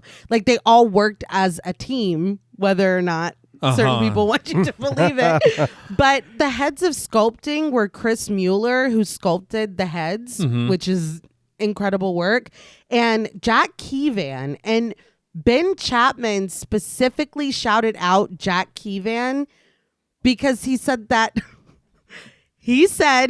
he never got proper credit because he was overshadowed by Bud Westmore, but that he was the one that helped him in every step of the way, getting him into the suit, which he said took 2 to 3 hours to get in of and out of. Damn. He said from the inception of the suit to the back lot, it was Jack Keevan that helped him every step of the way, and that he never felt that he got the proper credit for it. That's just wild. Yeah. But the suit is a one-piece bodysuit, talking about Ben Chapman's suit, with every scale and ridge added on top of it. And he said that he had to watch his weight meticulously because he could not lose or gain a pound. It was like it was right on him. He said if he lost any weight, it would fold. If he gained any weight, he wouldn't fit. Like it was a big deal. Yeah. And for Rico Browning's suit, it was a full body leotard, and the pieces are foam rubber, and they're glued on individually. He said that the glue often went through the thin leotard that he had on, and that he was permanently scarred from some of the hot glue that went onto his skin. Oh. He also said that they were trying to hook up a breathing apparatus that he could wear underneath the mask, but it stuck out too far, so he couldn't use it. Yeah. And they had offered for him to wear goggles, but he said that as he's swimming, the water would get in the goggles and there's no way to get it out. So he's just in there. There's no assistance, like nothing underneath his mask. He's just in that suit swimming around. That's one thing I will say. Watching the movie, everything is very, again, it's fucking incredible what they're doing. And then for the year and this and that, I am worried. Yes. I will be honest. That is Yeah. something I told your sister. It looks really cool, but that also seems very dangerous. It feels very dangerous. But and again, we are presumably fucking hot gluing for lack of a that too. foam rubber onto this leotard, burning the shit out of our actor. Mm-hmm. But it all stays intact. Like, I don't know how they were able to pull that off. Yeah. There's also a really cool shot in the Ben Chapman suit where the gills are moving and you can see him breathing when he's on land. They said that they had tubing. That was a whole separate mask. That sculpt was its own thing. They had tubing put into the sides with bladders of compressed air. And so they're just inflating it and making it looks incredible. It looks really fucking cool. But yeah, so much went into this. I think it is one of the most impressive aspects of this film. Yes. And again, just Millicent Patrick. Yeah. Creature design. Mm-hmm. Her name was Robert Paulson. Yes. No, but for real, it's not okay what was done, but No. we can acknowledge her now, at least. Yeah. But Williams is unaware of the creature's presence, swimming back over to David, rejoining his colleague in the collection of the rocks. The pair then swims off together back toward the Rita. But just before they can reach it, David notices something just below them and reaches up to Williams to stop his ascent. Williams treads water as David dives deeper into the lagoon, returning to the bed beneath them, and with the help of a small blade, David cuts a small plant free from its roots, gathering it to bring back with him to the ship. But somehow, he doesn't notice the gill man watching him with eager eyes from behind a veil of vegetation. It's like he's right there. No, Yeah. really in plain sight, honestly. It's like, I can't believe he can't see me. But David returns to Williams, the pair swimming just beneath the dropped net at the starboard side of the ship and lingering there to adjust to the change in pressure. Kay watches from the ladder, relieved that they've returned, the bubbles rising up to the surface from their diving equipment.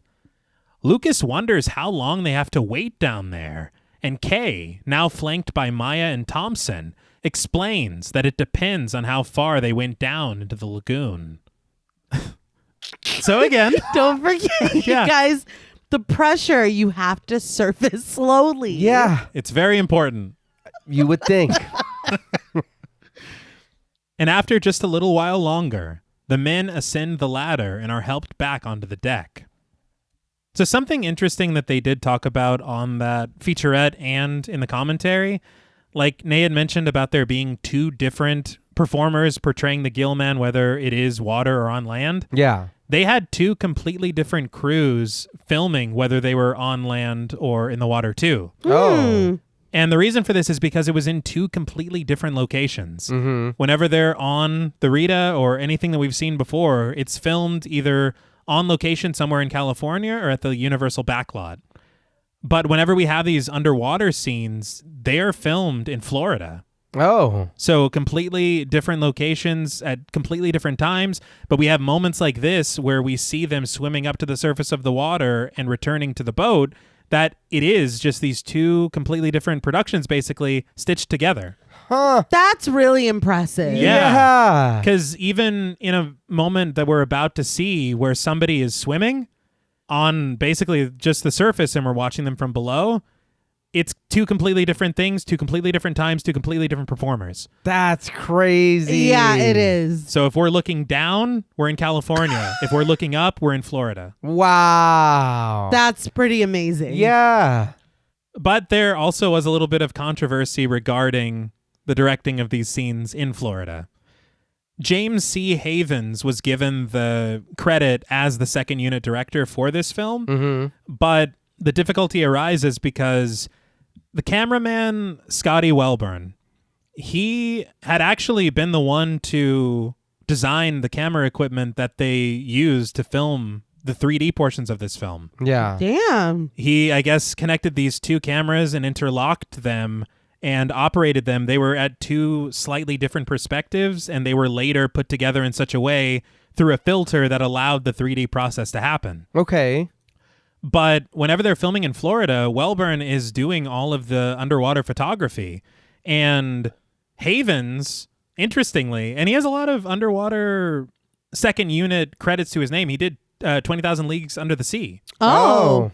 But according to Welburn, he had a spat with Havens because Havens refused to go in deep water with him. And so he said that Havens is literally at the surface of the water with goggles directing like 60 feet above them. And it's like, how are you really directing anything? He said that what was going on was that he would draw these diagrams of what he wanted to happen for them to do. And it was Welburn who was literally down on the ground making sure that they happened. And a lot of the times the things that Havens drew didn't make any sense because he didn't know what the geography of the plant life at the bottom of the lagoon was. Because he's not down there. No. Yeah. And so Welburn has to improvise and do everything on his own. And so it got so bad that they called in the producer to the set and he had to kind of settle the dispute between the two of them. Yeah. And he's like, look, either talking to Havens, he's like, look, either you get down there or you get the fuck out of the way. Yeah. Yeah. And Havens is like, okay, then I'll get out of the way. He stood didn't by, want to go down. he Yeah. stood by his convictions. But he's still credited as the second unit director. Mm. And that's, I will say, that's one side of the story. The other side of the story says that Havens couldn't go down there because he wasn't trained to go down there. Right. And so it's not a matter of him being like, well, I'm too afraid of the water. It's like, Okay. It's not safe. Exactly. Yeah. Right. So it's, but basically the same story of him kind of getting credit for work that it seems that he didn't really do. Right. Yeah. So that's twice. Huh. I heard that Bud Westmore was the one that directed the underwater. I heard Westmore played the Gill Man on land and. I will say, though, the historian Tom Weaver on the commentary, he did mention interviewing Rico Browning. And he was like, so you were in the water as the Gill Man. So who would you say deserves the credit for directing? Yeah. And he had said that Havens didn't do nothing. Yeah. And so he was asked, like, in a perfect world, who would get that second unit director credit? Right. And he said it would kind of be Havens in a way, but Welburn was in the water with them, guiding a lot of what happened. Yeah. Right. So, Okay. a lot of stories. This is 71 years old. Yeah. Mm-hmm. But back on the Rita, David hands the gathered rocks over to Maya, and as he's helped out of his equipment by Captain Lucas, David offers the plant to Kay lovingly. She accepts it with a smile, noting that it's very pretty, and Williams glances over at the couple, possibly perturbed that he didn't think of doing something like that at all. But he returns his attention to Maya, grumbling that they should test the rocks right away. The doctor beckons Thompson to join him below deck as Williams lingers behind, removing his flippers. As David puts his arm around Kay, Williams scolds, "Come on, David, you can play house later." Ooh. Yeah. Williams joins the others down below, and David attempts to stifle his frustrations before doing the same. But before he can, Kay stops him, calmly offering, "David, about Mark." And David wonders, what about him? But Kay just implores him to try to understand. David insists that he's been trying, suggesting that someone ought to tell Williams that his ambition is showing. But Kay assures David that it wouldn't do any good. She's tried, long before David came to work with them even. But even so, Kay explains that there's one good thing to say for Williams. He's produced some important findings. David counters that he's also taken credit for some important findings. So that's 3 people. Yeah. But after taking a beat to simmer down a little, David asks Kay if she'll be joining them below deck. Kay declines the offer, deciding instead that she'll just wait up here. I just don't understand. You are a scientist. Like, shouldn't you be just as excited? Yes. You would think. But before she lets him go, Kay inquires with amazement, what was it like down there? And David just smiles, pulling his lover closer as he reveals that it was like another world. And I feel like that line is great. Mm-hmm. But it would have been a lot more impactful if Thompson didn't just say earlier, another world. Like, why? It's like what Thompson said. Yeah. You didn't hear him? He was right. Yeah. But gazing out into the water together, Kay admits that she'd like to see it for herself. David departs to join the others, leaving Kay all alone at the stern. She stands reflective for a moment before removing her overshirt and ascending to the top of the ladder in her bathing suit. The score rises around her as she glances both ways before diving into the waters of the Black Lagoon. Julie Adams talked about this bathing suit and how they wanted something really unique, so they weren't just going to go out to the store to buy one. Mm-hmm. But she said they designed this and they made it, and they made several because she had to be careful not to get her body makeup on it because it was so white. But she said that it was so racy for the time because on her thighs it kind of comes up to a little point. Mm-hmm. And that was like, it was like scandal. She's like, and it's so tame now. Yeah. But in 54, it was like, oh my God.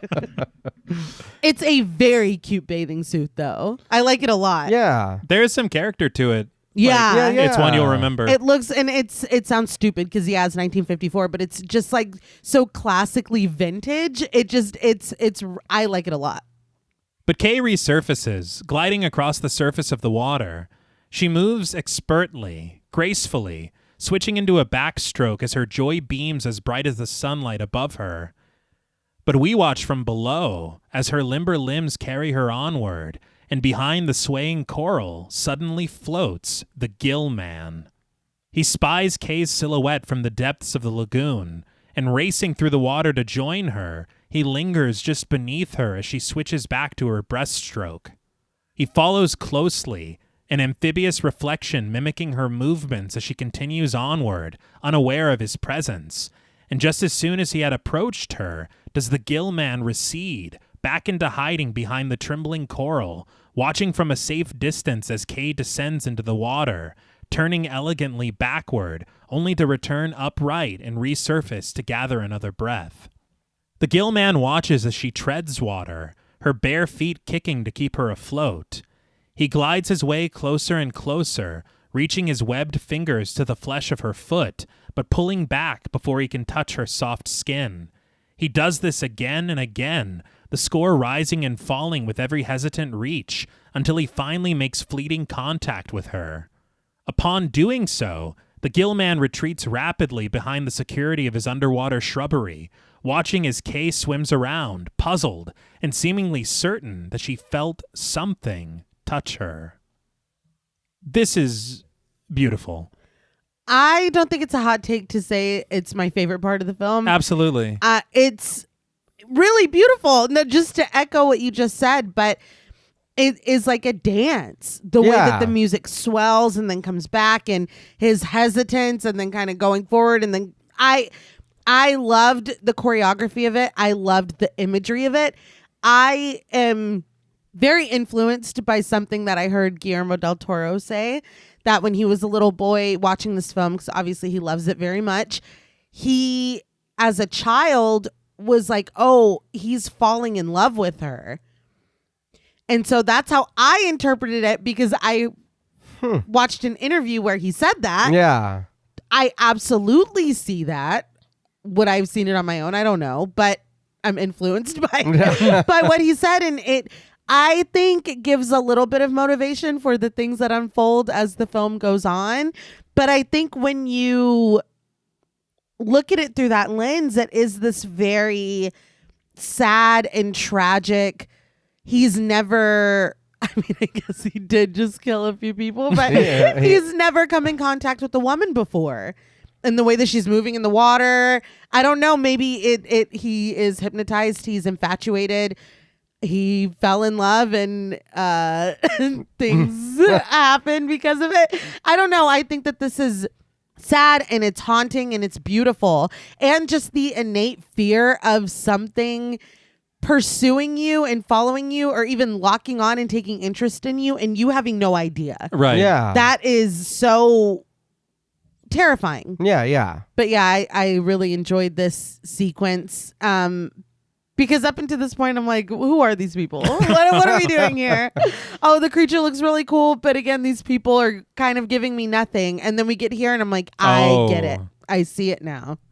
No, I'll be honest. Yes, it does look cool. And I agree with the dance part of it. And I think for me, right now, okay, you jump in the water, you're staying under there and you're doing circles for 10 minutes. And I couldn't tell if he was impressed or disappointed. He's like, oh, your backstroke is terrible. That's not how you do it. I couldn't tell.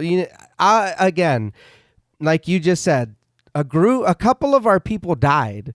We know we're here looking for this fossil. We're here coming to look through the sediment or whatever to get, you know what I mean? We're looking for stuff here. Mm-hmm. It is weird that, again, she was a scientist. Now she's just there to be eye candy. Then it turns into, I'm going to throw caution to the wind and jump in this fucking lagoon and swim. I know we're here. We found some crazy shit. We're whatever. I don't give a fuck. It's just like, okay, there's danger. We completely forget about it. It's that. And I will say, I think that we're stumbling upon maybe a big aspect that didn't work for me. I think maybe we find them too soon. I was going to say, I don't think that we should find their corpses at all. Okay. I think it would make a lot more sense if we just find the campsite empty. And we're like, well, I told them to stay. They're gone. We still have work to do. Yeah. And then just get to it. Yeah. But to find their corpses and then act the way everyone is acting is very strange. Yeah. I agree. It's appalling. Because this does look really cool. And him watching her and hiding in the thing and her swimming and coming back and doing something else. Again, it is cool. But again, it did raise a question to me while I'm watching this all unfold. And it's like, okay, but we know all this stuff that happened. We experienced this as a group. Yeah. And we're like omitting a lot of stuff that we've seen. I like the thought of the gill man reacting to the crew in a way when he was feeling threatened. Right. But watching his behavior when perhaps he's not feeling threatened and just kind of being enthralled and having it seem like some kind of reverence. I think that is interesting to witness after we just saw him choking people out. Yeah. That is fair because it's like, why is he reacting differently Exactly. now? So I think it really works for us to have seen him doing it. But yeah, they shouldn't know that happened because everything subsequently is foolish. Yeah. Yeah. So yeah, I guess it does. You're right. It works for us. Yes. But not for them. Yes. And honestly, if it weren't for finding those corpses, if you think of it just through what has happened, them exploring underwater, them coming back with these rocks, and him telling her, it's like another world. Yeah. She's like, I want to see. Yeah. Of course she's going to want to go out there. Yes. And of course, that's the reason why she doesn't go down there with him, because she's like, you can tell me what's in those rocks, but I'd much rather get to experience this world on my own. For sure. Right. Or even, again, let's just stick to that she's part of this scientific, research team. Mm-hmm. Hey, how was it down there? It's otherworldly, whatever. I need to go see one of those rocks for myself. Mm-hmm. Yeah. I need to go whatever. Now you're in there. You are swimming deeper. You're whatever. We can still get this cool little scene. Yeah. Yeah. And, maybe that's where it comes up, like we had talked about earlier, where it's less about the story and more about the visuals. Yeah. Because if you just see this as a set piece, it's unimpeachable. Yeah. It's gorgeous. It's really cool. I think it was on that featurette, Julie Adams called it a love dance. Okay. And so that kind of lends credence to that. Something else that was cut from the film but was supposed to be in this film was this story that Captain Lucas tells about a mermaid. And he says that there was a mermaid allegedly that was in this area and that another sailor told him about it, but it ends in tragedy, that story, where the mermaid, I guess, was torn apart by crocodiles. Oh my God. And so he's wondering, like, once we start to see things a little more frequently, he wonders if that mermaid was the gill man's wife. Oh. And so that kind of changes things. And then I start going and maybe writing a little bit of fan fiction in my mind where I'm like, well, what if she looked like Kay? And what if he doesn't know that she was killed and he's been searching for her? Right. And what if this isn't about taking her, it's about rescuing her? Okay. And so it kind of, it changes the dynamics and maybe some of the motivations too. There truly is so much that could have been fleshed out in terms of motivation, in terms of history. And I don't think we need to, well, it was born and you know what I mean? No, but like no. anything, I think that would be cool. Even just speculative in the terms of this like folk tale that somebody told somebody and now that somebody is telling me. That's really cool. And you can infer, where these things have come from and what this creature may or may not have been through. But yeah, it is interesting that we go from him choking people out to go in full Tarantino. Yes. But Captain Lucas returns to the deck, laughing to himself as he wipes the sweat from his neck with a rag.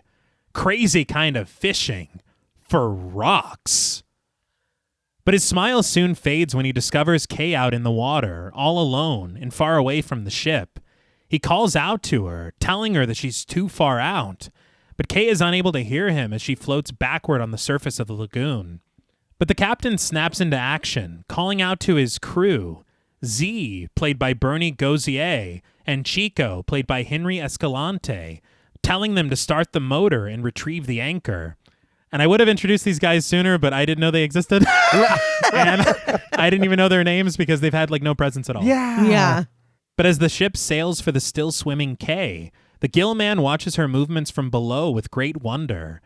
David, Williams, and Maya return from below deck to call out for Kay as well, the woman waving from the water as they assure her that they'll come and get her. They tell her not to worry. But Kay swims for them instead, meeting the ship halfway. And unbeknownst to her or any of the crew, the gill man follows her just below, every stroke guiding him closer and closer.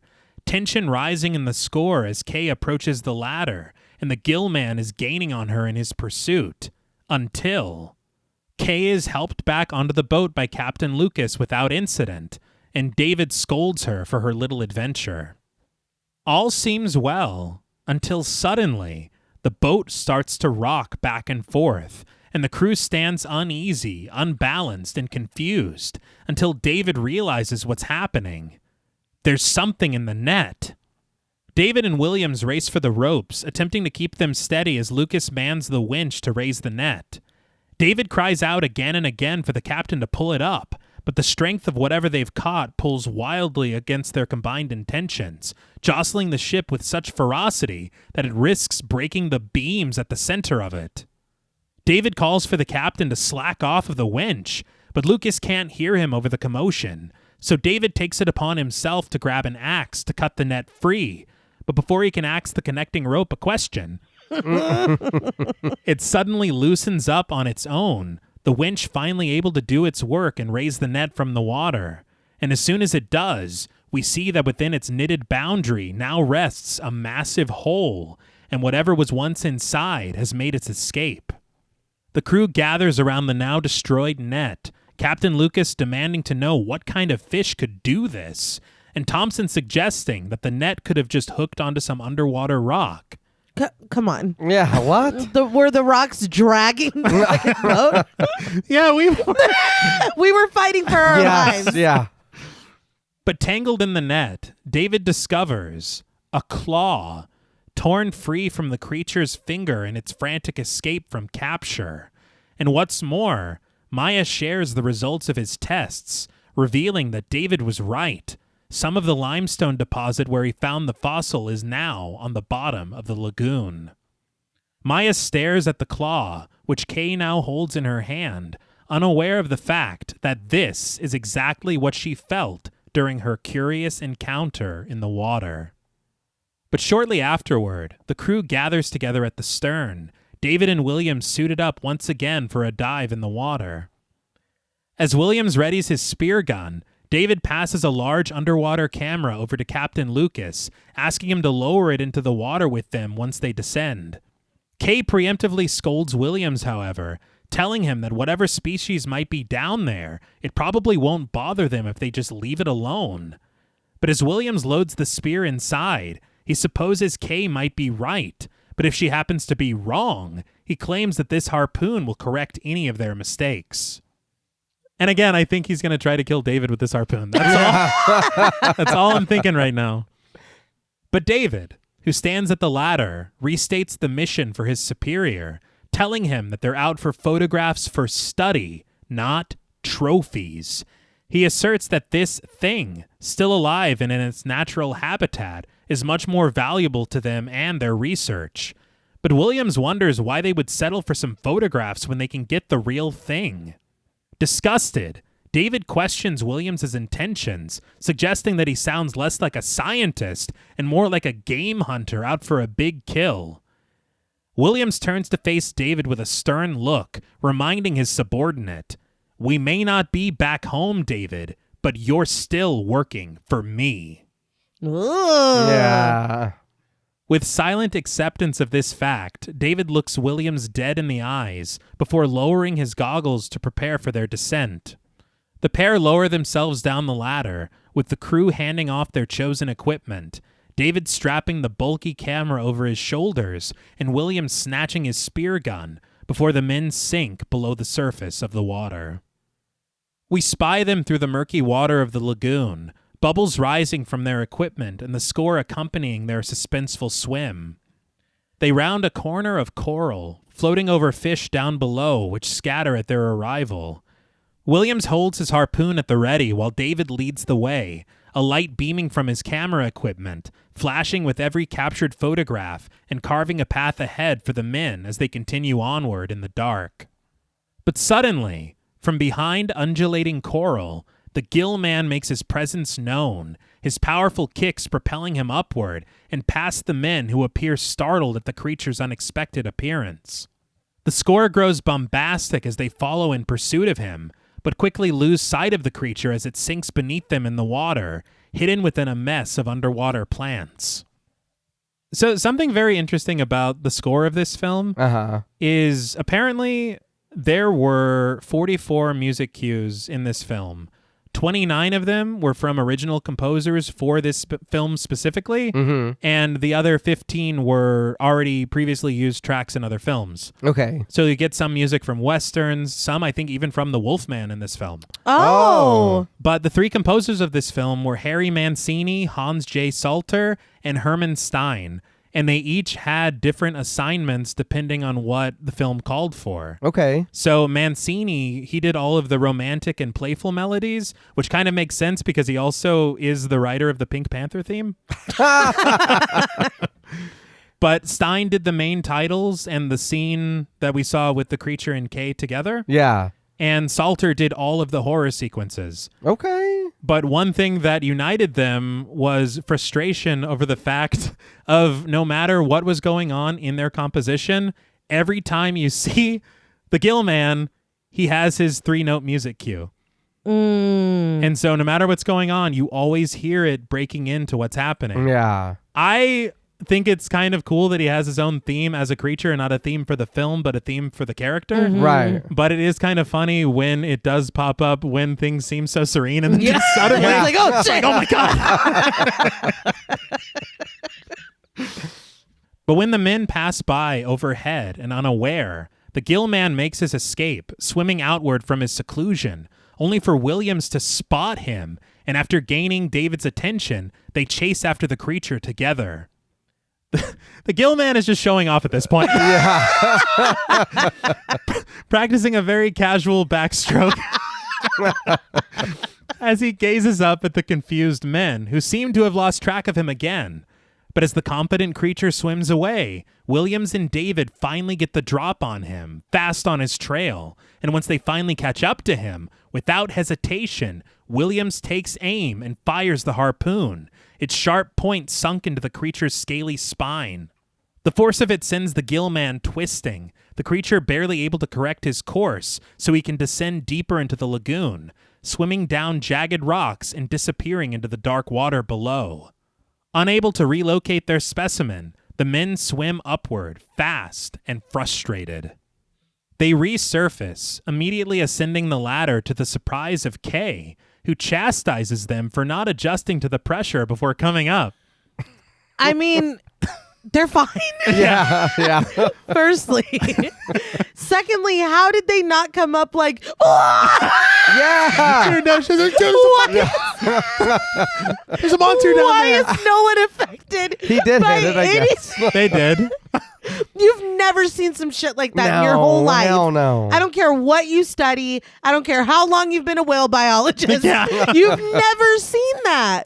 And they just pop up, climb up the ladder. It's like, Yeah, because all that happens, David's like, damn it, dude, why'd you shoot him? Yeah. Like, he shoot what? does. The scariest thing I've ever seen in my life? That's why. That's exactly why. That's why. the actual fucking monster that was But David disregards his darling, his ire aimed at Williams, demanding to know why he fired at the creature when he wasn't even attacked. He's like, he's scary. Yeah.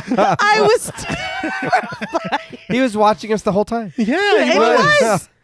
Williams snarks that his subordinate sounds as though he put the harpoon through him, asking what David expected him to do. Play tag with that thing, whatever it is? And the rest of them are like, now what thing? What are we referring to? Was it a jaguar? I sure hope so. They now stand nearly face to face on the stern, David reminding Williams that he told them they could learn more from the creature if it was alive. But Kay interrupts their argument, flanked by Thompson and Maya, inquiring as to what exactly they found down there. Williams whispers with wonder that he doesn't know what you'd call it, and David chimes in that though it sounds incredible, whatever it was appeared to be human. Williams admits that if it's what he thinks he saw, it's the greatest find yet and nothing compares to it. But David, remembering his camera, guides the crew below deck to develop his photographs and give them proper proof. A short time later, the crew gathers around David, who dips the photographs into a small dish filled with developer solution. As the picture slowly fades in clearer and clearer, Captain Lucas regales them with a tale he heard many years ago on the river, of a man who lives underwater. He claims that the native woman who told him this legend was crazy, however, cackling. Crazy ghoulie is what everybody called her. All right. But David counters that the unknown always seems unbelievable. But Thompson, clutching his pipe, allows the notion that some may accept things as legends, but to actually believe there exists something like a human being that can live underwater? Williams assures him that this is no legend, as he'll soon see for himself. Kay reminds them all of the Kamongo, a fish that breathed air, which scientists hadn't heard about until a few years ago, which also lived in the Devonian age, much like the fossil that Maya found in the limestone. Thompson asks condescendingly what that proves, and Kay admits that it doesn't prove anything, except the Kamongo fish, which has lungs, exists today, right here in the Amazon, and it hasn't changed a bit in all these million years. Look at the big brains on Brad. Yes. This is what I wanted. Finally, Yeah. yes. Yes. Thompson still sits doubtful at the possibility of this gill man, but Maya asserts that if the evolution of the Kamongo could reach a dead end way back then and still survive, why couldn't another species? But with the photo finally developed, David switches on the light above them, eagerly holding the picture right to the bulb to reveal nothing more than the vegetation which lines the lagoon's bed. That's bullshit. Yeah, dude. He's like, I swear to God. Yeah. Not a blur. Not a No. fucking... Something swimming away. No. This is bullshit. Thompson snarks that this merman sure takes a fine picture, but David assures his colleague that this isn't just imagination. And Thomas answers with very odd sincerity that cracked me up. I'm sorry, David. No. Well, why isn't Mark saying anything? I don't know. You were there. True. Yeah. You shot him. You did. I thought you were proud of that. Yeah. But Williams takes a look at the photograph, tossing it down to the table in frustration as he seethes. What proof do we have if we never find it again? If you hadn't stopped me, we could have taken it. Dead or alive, what's the difference? But distracted by this dispute, the crew sits unaware as through the porthole, a pair of scaly legs creep across the deck of the ship above them. The creature's clawed and webbed feet dragged over the wood as he makes his way over to the preoccupied Chico. That's hilarious. Yeah. And we were talking off mic. I don't know why. To me, it's totally fine. He climbs out of the water and he's on the little shore and he goes and kills people, whatever. Right. But the idea of him climbing into a boat, there's something about it that is just like, not I quite didn't right. know. No. When we see him do it later, my note was he knows climbing. Yeah. Yeah. There's something off about it. You've never encountered a ladder before. No. He's like, oh, we have these down there. Like, what? He's got to get around, I guess. By the time Chico turns to face the encroaching creature, it's far too late, and his screams are silenced by the gargantuan grip of the gill man, who pulls him overboard with a splash. Their descent into the deep captures the attention of the crew, who race up to the deck, only to discover the distraught Z, who crumbles into tears at the railing as he peers down into the water. As the doctors and the captain rush over to gather him to his feet, Lucas delivering a stern slap to him and snapping him out of a state of shock, Z bellows that Chico is gone, that his brother was dragged down into the water by a demon. Williams directs Maya and David to look overboard for any sight of Chico, leaving Z's legs to buckle beneath him as he collapses to the deck in tears. Thompson ponders. Demon, huh? Noting that it's no more far-fetched than the captain's gill man. It's like he was being colorful. Yeah. It is not two different fucking It's things. not. I know, It's I that. He's like, now there's two things going. We just go home. It's too much. It's very funny, this going on, and then to think that Gilman came back for revenge. Yes. You shot me with the harpoon, now I'm going to come take one of your crewmates. I'm like, dude, and again, him climbing up the ship and whatever. It is, I get it's, what, 54? Yeah. I get it. But it's like, it is like, man, you shouldn't be doing that. It is pretty iconic, though, because is. he's really showing no sign of being injured. Yeah, no. He came back and got his lick in, and Yeah. I love that for him. But the captain reminds Thompson that there are many strange legends in the Amazon, and that he himself has heard tell of the legend of the manfish.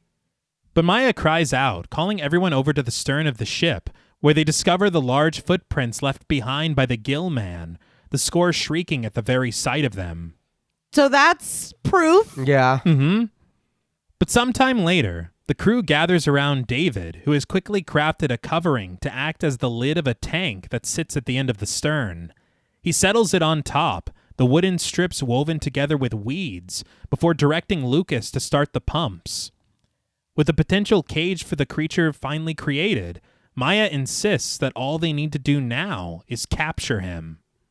William sits irritated, certain that they're all just wasting their time as they'll never take the gill man alive. Despite Williams's doubts, David suggests that they should still try, but Williams counters that they could always do it his way instead. And as he and David glare at each other for a moment, Kay laments their uncertainty at how the creature will react to their attempt to capture him, wondering if he might remember Williams's attack and is now seeking revenge. Williams is getting pretty frustrated. For me personally, because he just goes, I'd welcome it. It's like, all right, dude. Fuck, Stop. You're a scientist. Yeah. But David supposes that Williams might get his wish, sharing a hunch that this creature just might remember the past and more. He insists on the creature's capture because he doesn't want this thing creeping up on them while they're sleeping. But the captain then enters the fray, revealing that he knows a way to bring the gill man up to them now. Rotenone. He explains that it's a drug that the natives make from roots to catch fish in still waters, and he just so happens to have a bag of this ground-up root in a chest nearby. He retrieves it, stating that from just one taste of the poison water, poof, the paralyzed fish will float up to the surface with a big hangover. Williams implores the group to give it a try. This all feels mighty convenient. Yeah. It's like, oh, wait, there's this thing. Yeah. We quickly fade to Williams, rowing a small dinghy near the Rita, David clasping handfuls of the ground-up root and dispersing it across the water. He initially appears methodical in his distribution of the drug, but then resorts to just pouring it right out of the bag. Yeah. He's like, let's just fuck it. Kay crosses the deck, smoking a cigarette as she watches the men complete their task. But after taking one last drag, she tosses her smoke into the lagoon, where just below, the gill man wades beneath the water, the score pulsing dramatically as he peers up at her. And sometime later, the Rotenone seems to have done its work, only not in the way that the crew intended, with dozens of small fish floating upon the surface of the water, having succumbed to the poisonous root. And there was a very interesting thing that this film historian Paul M. Jensen had said on that featurette. Mm-hmm. He said that he thinks that there might be a quiet environmental message in this film from a shot like that, where Kay throws her cigarette into the water, the gill man sees it and he's looking up at her, and the next shot is literally the death of dozens of fish. Okay. Got it. And it's interesting because from our understanding of this scene, it's like, oh, well, the gill man's looking up at her because he's fallen in love. Right. But it could also be like, don't fucking do that. Yeah. You know? Or all the life that's below the surface that we don't see that we're affecting. Yeah. Right. That's very interesting. But as the crew gazes outward across the lagoon, many of them enjoying cups of coffee, Williams stalks his way over to David and Kay, clutching a rifle in his hand. With still no sign of the creature, David supposes that the gill man could be dead from his harpoon wound, which no, he killed. He climbed up and he killed that dude with zero issue. This is, again, wishful thinking. Maybe he just died down there and something else happened. Something else happened to Chico. But worried that the Rotenone might not be going deep enough, the captain suggests a solution to sink the root deeper into the water, and Williams supposes that anything is worth a try. And we watch as he and David return to the dinghy. Williams strategically dropping small stones which carry the Rotenone into the lagoon. The powder, like plumes of smoke, marking each stone's descent into the deep. I'm just glad it wasn't just me. No, it's again, this, I get it, but it's like, all right, dude, really? Yeah. This is what we're doing again? It was 1 minute ago. Yeah. Oh my God. And watching it, I was like, how the hell can a 79-minute movie drag? Yeah. Yes. But it's shit like this. Yes. Like, why would you have them failing the first time? Just drop the Rotenone deeper. They know who they're trying to get. Yeah. You were swimming with them down there. Yes. Yeah. And you know how water works. You're marine biologists. But monkeys howl from the trees, sounds of nature echoing around the dinghy and the crew gathered on the deck of the Rita, until suddenly a loud splash is heard. The captain cocks his rifle, as does Williams in the small rowboat, puzzled at what might have caused it. When David is also unsure, the pair peer out across the water, the camera panning across the distant tree line, as Williams grows impatient, goading, "Come on." David goes, "Are you talking to me?" He goes, "There's something out there." I was like, what is going on? I don't know. What is this? But weirdly, William says he's talking to both.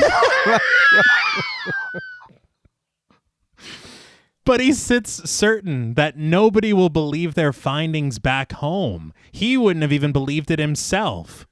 He realizes how surreal their situation is, sitting out here, waiting for some monster to appear. He says this is why they have to take him. He says nobody will believe them because they deal in known quantities with knowledge they've accumulated up to now. David counters that they've only just begun to learn about the water and its secrets, just as they've only touched on outer space. He adds that if they don't rule out the possibility that there might be some form of life on another planet, then why rule out some entirely different form of life in a world that they already know is inhabited by millions of living creatures? This seems fair. No, for sure. But Williams is steadfast that they must have the proof. The loud call of a bird cuts through their conversation as the men row back to the Rita. But darkness descends upon the crew as we fade into the evening, panning across each member now gathered on the deck, the men armed to the teeth, and Kay. Well, Kay just stands there. She catches eyes with her boyfriend from across the boat, the pair sharing a small smile. But suddenly, from the depths of the Black Lagoon, rises the Gill Man, his finned fingers grasping for a length of rope that hangs over the edge of the boat and using it to stealthily scale his way up. It's funny because I don't know if he was like, they're probably sleeping. Yeah. But the Gill Man suddenly groans, bellowing as he swipes at the low light of a lantern that dangles in front of him. He bashes it away, sending it tumbling into the water, the Gill Man releasing his grip on the rope and splashing back into the lagoon. As the group gathers at the railing, Kay realizes that the light frightened him off. But when the men raise their guns to blow the retreating creature away, David implores them not to. Instead, he switches on the ship's exterior lights, shining them off into the distance until he catches the Gill Man in his beam, the creature rising from the water and swatting at the offending faraway bulb. A roar emanates from deep within him, but unable to snuff out the distant light, the creature marches away from the rocks at the shoreline, disappearing into the depths of the lagoon. David sees this as his opportunity to finally catch the creature, tearing off his shirt against Kay's protests. She reasons that it would be foolish to go after him, but David reminds her that the creature has been drugged. Oh my God! I know. It's like he was just coming up here to kill your ass. Yeah. And if it wasn't for a lantern, he would have. Well, he posed in the light when they shined it on him. He wanted to be seen that second time. We're showing off. Yeah. He's like, maybe the harpoon killed him. Maybe that was somebody else. Thompson agrees with Kay, however, doubtful of David's desired plan. But David explains that if the creature has gills, he might suffocate. He asks the captain how long the effects of the drug will last, and Lucas supposes an hour or maybe 2, but for that thing, he can't really be certain. That's a really fair point. Like, I've never drugged one of those before. And they're still very chill with this thing. Extremely, yeah. But with that, David directs Maya to follow him out in a rowboat and to bring a net. Williams volunteers his services as well, with the captain offering to provide cover for them with his rifle. I don't have any proof of this, but it seems as if that behind the scenes or something, there's a rule that there have to be 2 scuba divers at the same time. Because you fucking like never... That's a really fair observation. Because Williams is always like, I will also be there. Yeah, that is true. It's like, why? But David and Williams swim out together in the dark, following the path carved out for them with the exterior light of the ship. They stand at the rocks where they last saw the creature, blades hitched to their belts. David points to where they saw the creature escape, and Williams lowers his goggles, offering to go in search of the Gill Man alone and telling David to wait behind. He descends into the Black Lagoon, leaving David all alone, but after a few seconds, David decides to disobey his order, taking a breath before placing his goggles on and diving into the murky water. He swims downward, past jagged rocks, surfacing on the other side of the lagoon in what appears to be a sprawling grotto.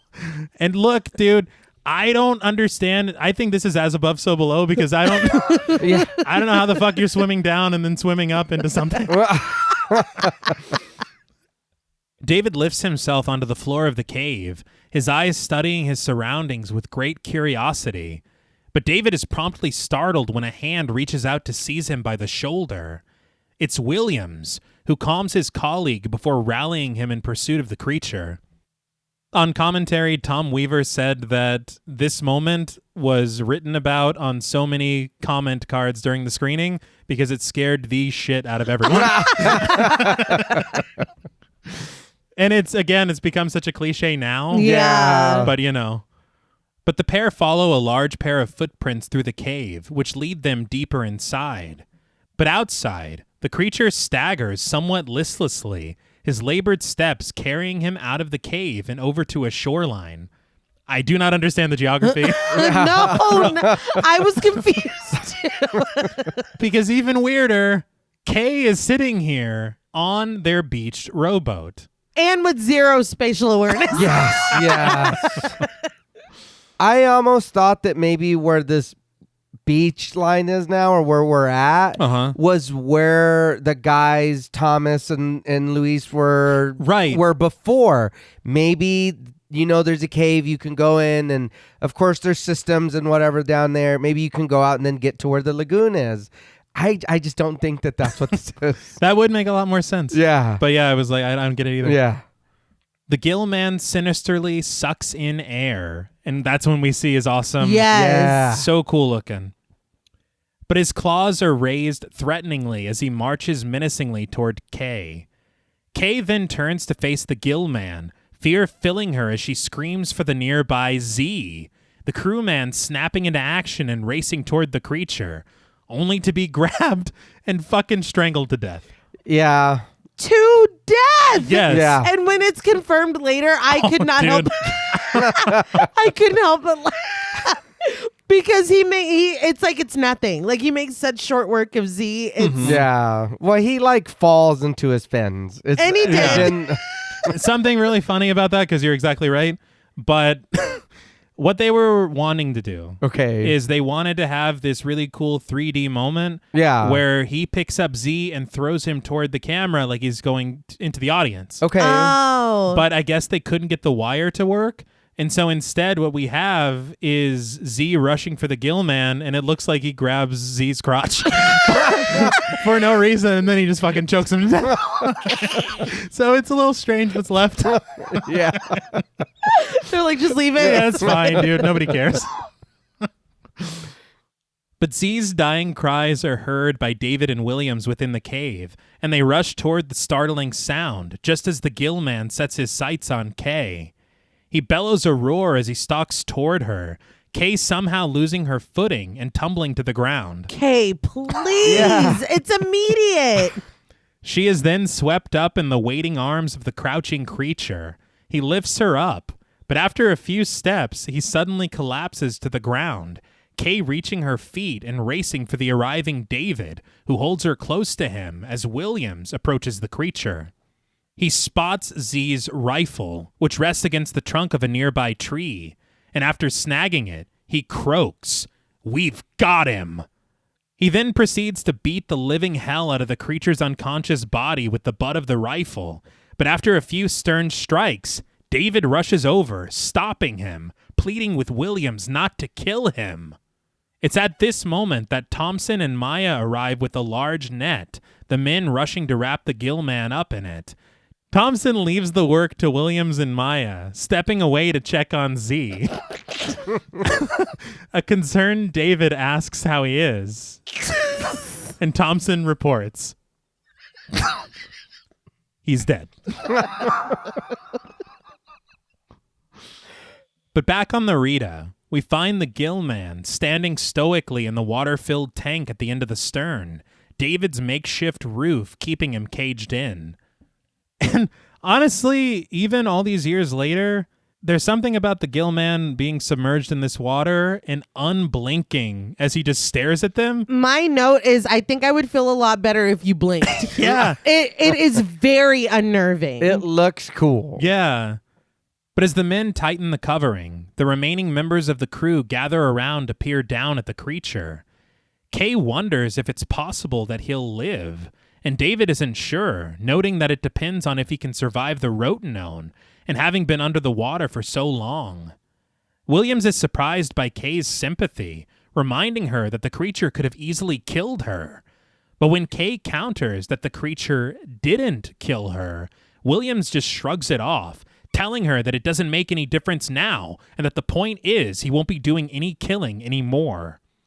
I think it does make a difference, and it is very important. Mm-hmm. Because, like, why didn't he kill her? Yeah. Yeah. Why was he being way different with her, and he just choked out Z like it was nothing? Yeah.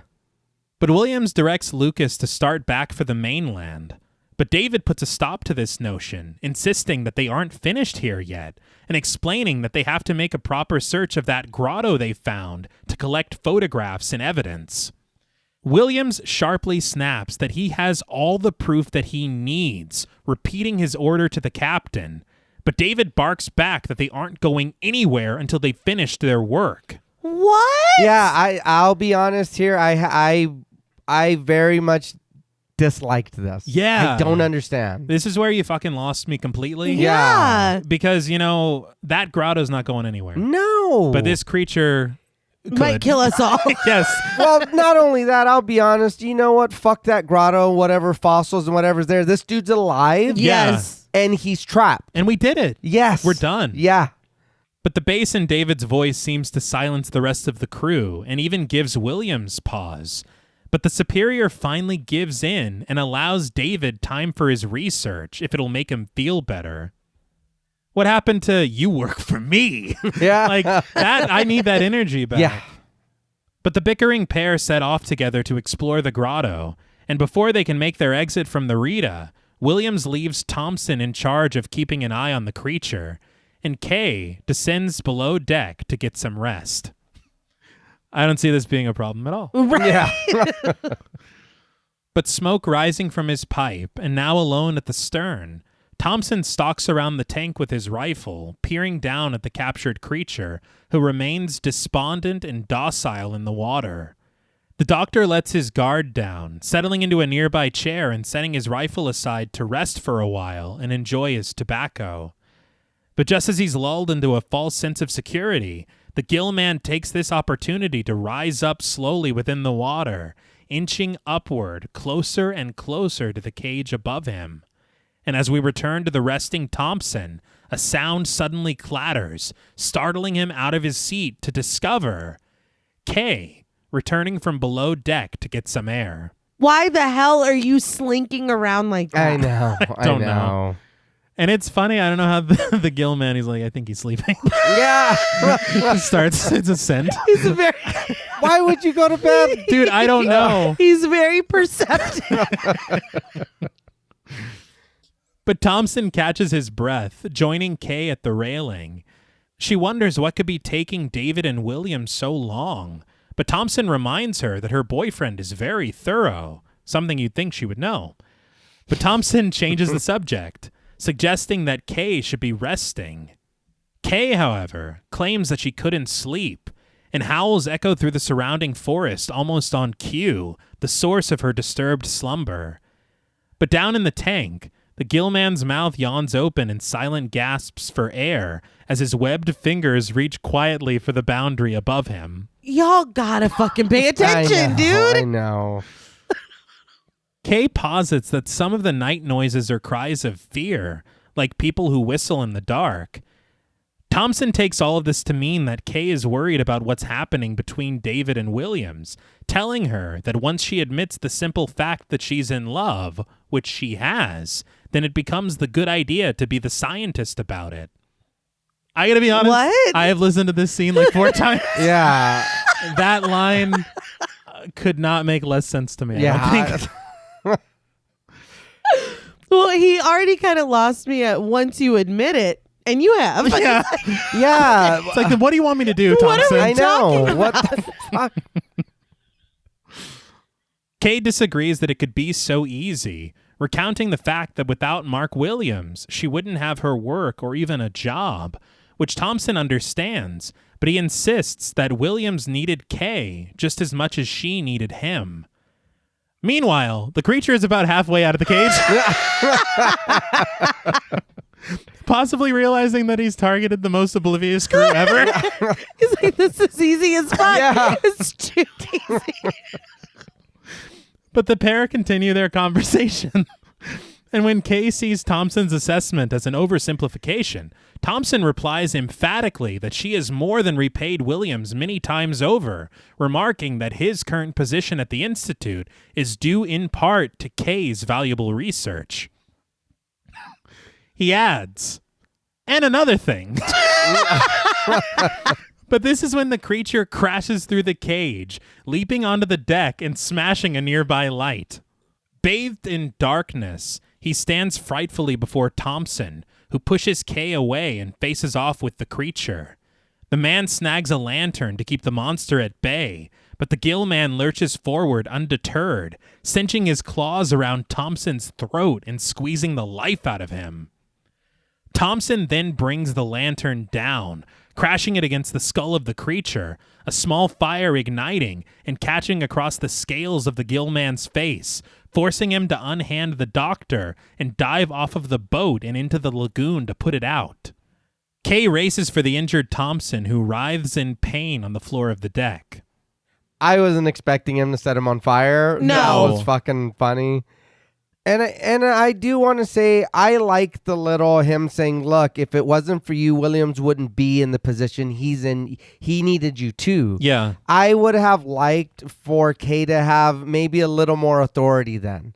Or Yes. maybe like get loud and then be like, but you know, we are here as a team or whatever. Right. To give her more character of that. Yeah, and I think that is what's so weird is she seems so disconnected from everyone else's excitement. Yeah. She did want to explore the water, but there's so much stuff going on. Why not volunteer to go with Williams and David? Yeah. Because isn't it pretty cool that we discovered this creature's like secret lair? Yeah. Right. Let's check it out. Yeah. I'm also a scientist. Are you? Maybe. I don't know. You told us that at the beginning of the movie, and now. Well, this scene, it was almost like they remembered. Yes. Yeah. I did want to say, because I never would have guessed at all, but on the featurette, they had talked about how they did this controlled little burn with the creature. Mm-hmm. And it was actually filming a stuntman doing the burn on his own and then doing a composite shot over. Oh, wow. Okay. Because I guess they probably didn't want to burn that suit. Yeah. Oh, yeah. Burns his suit. But I thought it would look incredible for 1954 because it looks like he is literally burning. It really does. It does. But the next morning, in the ship's cabin, Thompson rests bandaged and unconscious in bed, while Kay, Maya, and David watch over him. After checking Thompson's vitals, Maya guides the couple back onto the deck, where Williams and the captain wait.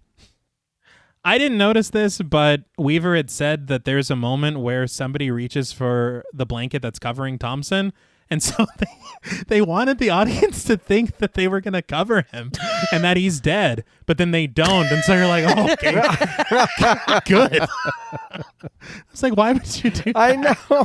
What? But David reports to Williams that if infection doesn't set in, Thompson should pull through. But Williams admonishes Thompson as a careless fool, blaming him for the creature's attack.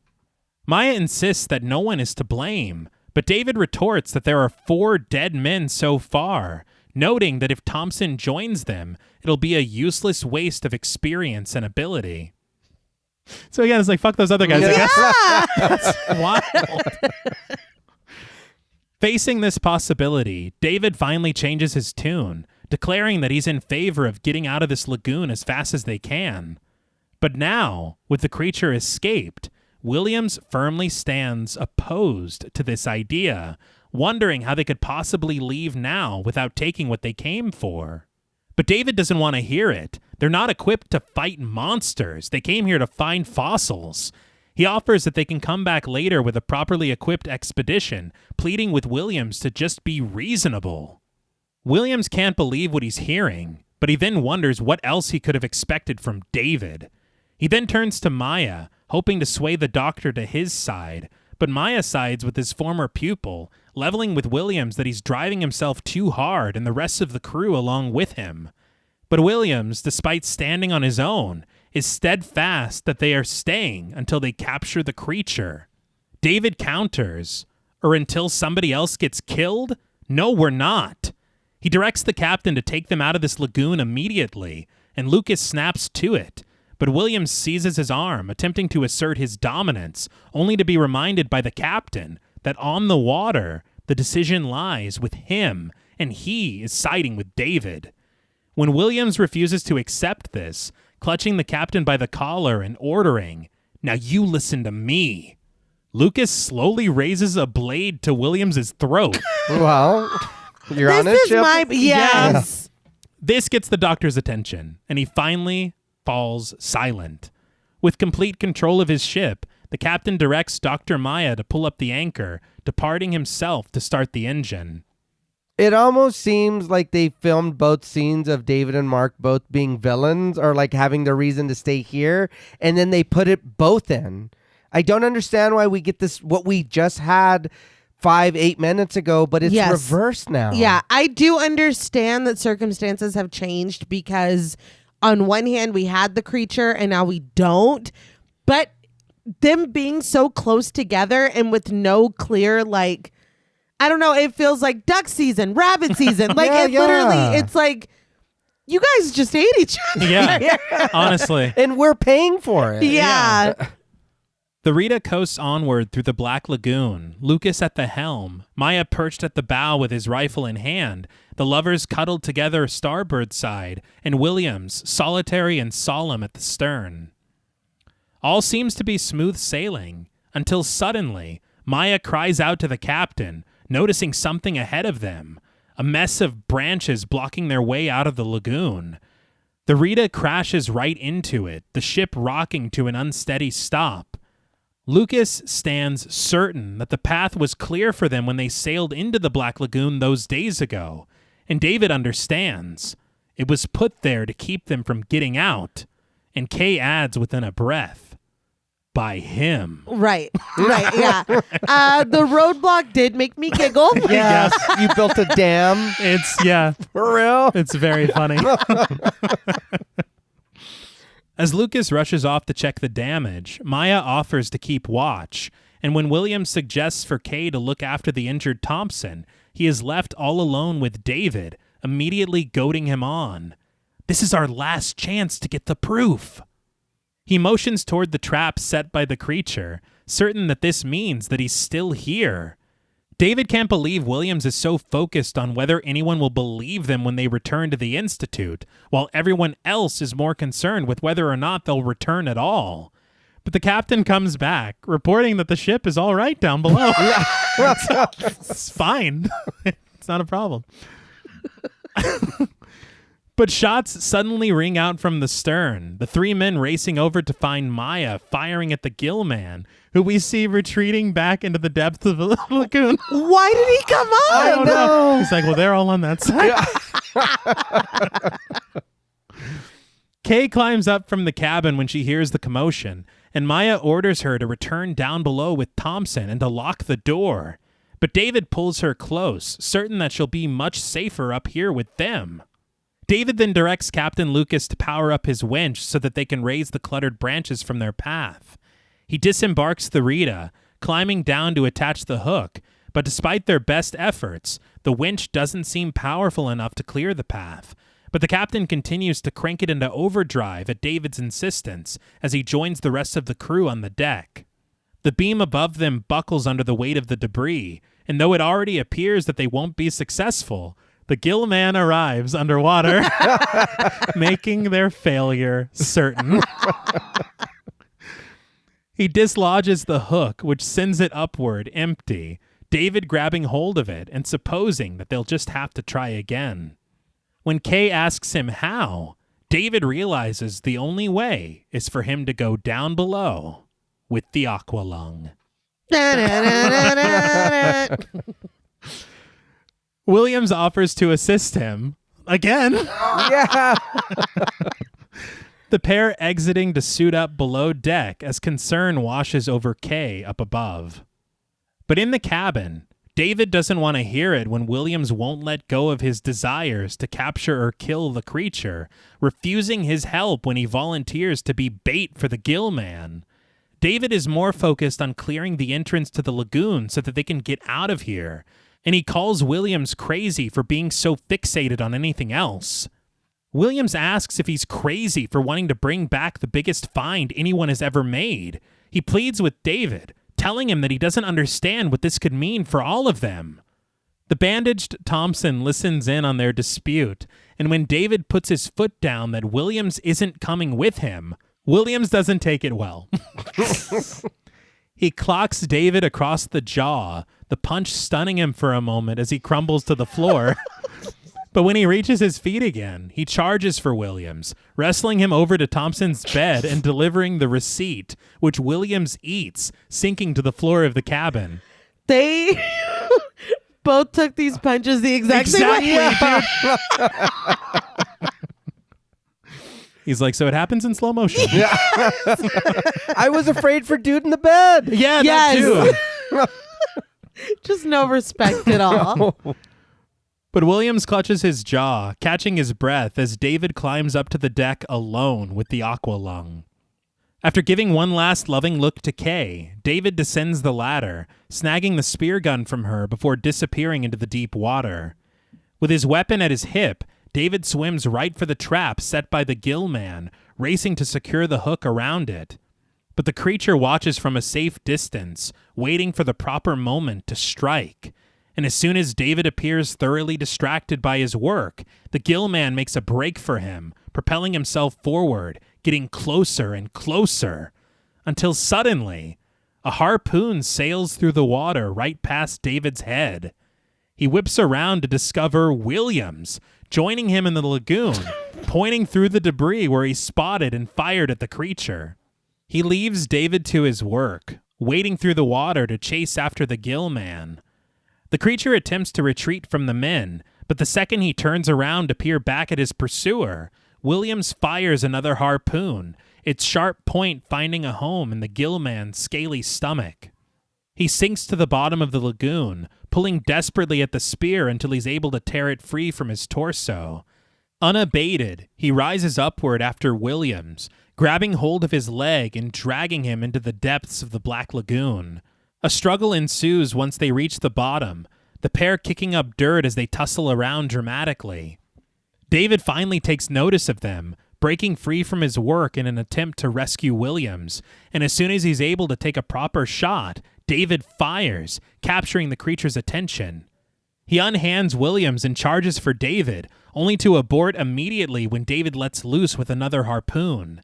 As the gill man disappears into the vegetation below, David returns his attention to Williams, only able to look on in horror as he rises motionless to the surface to the surface of the lagoon.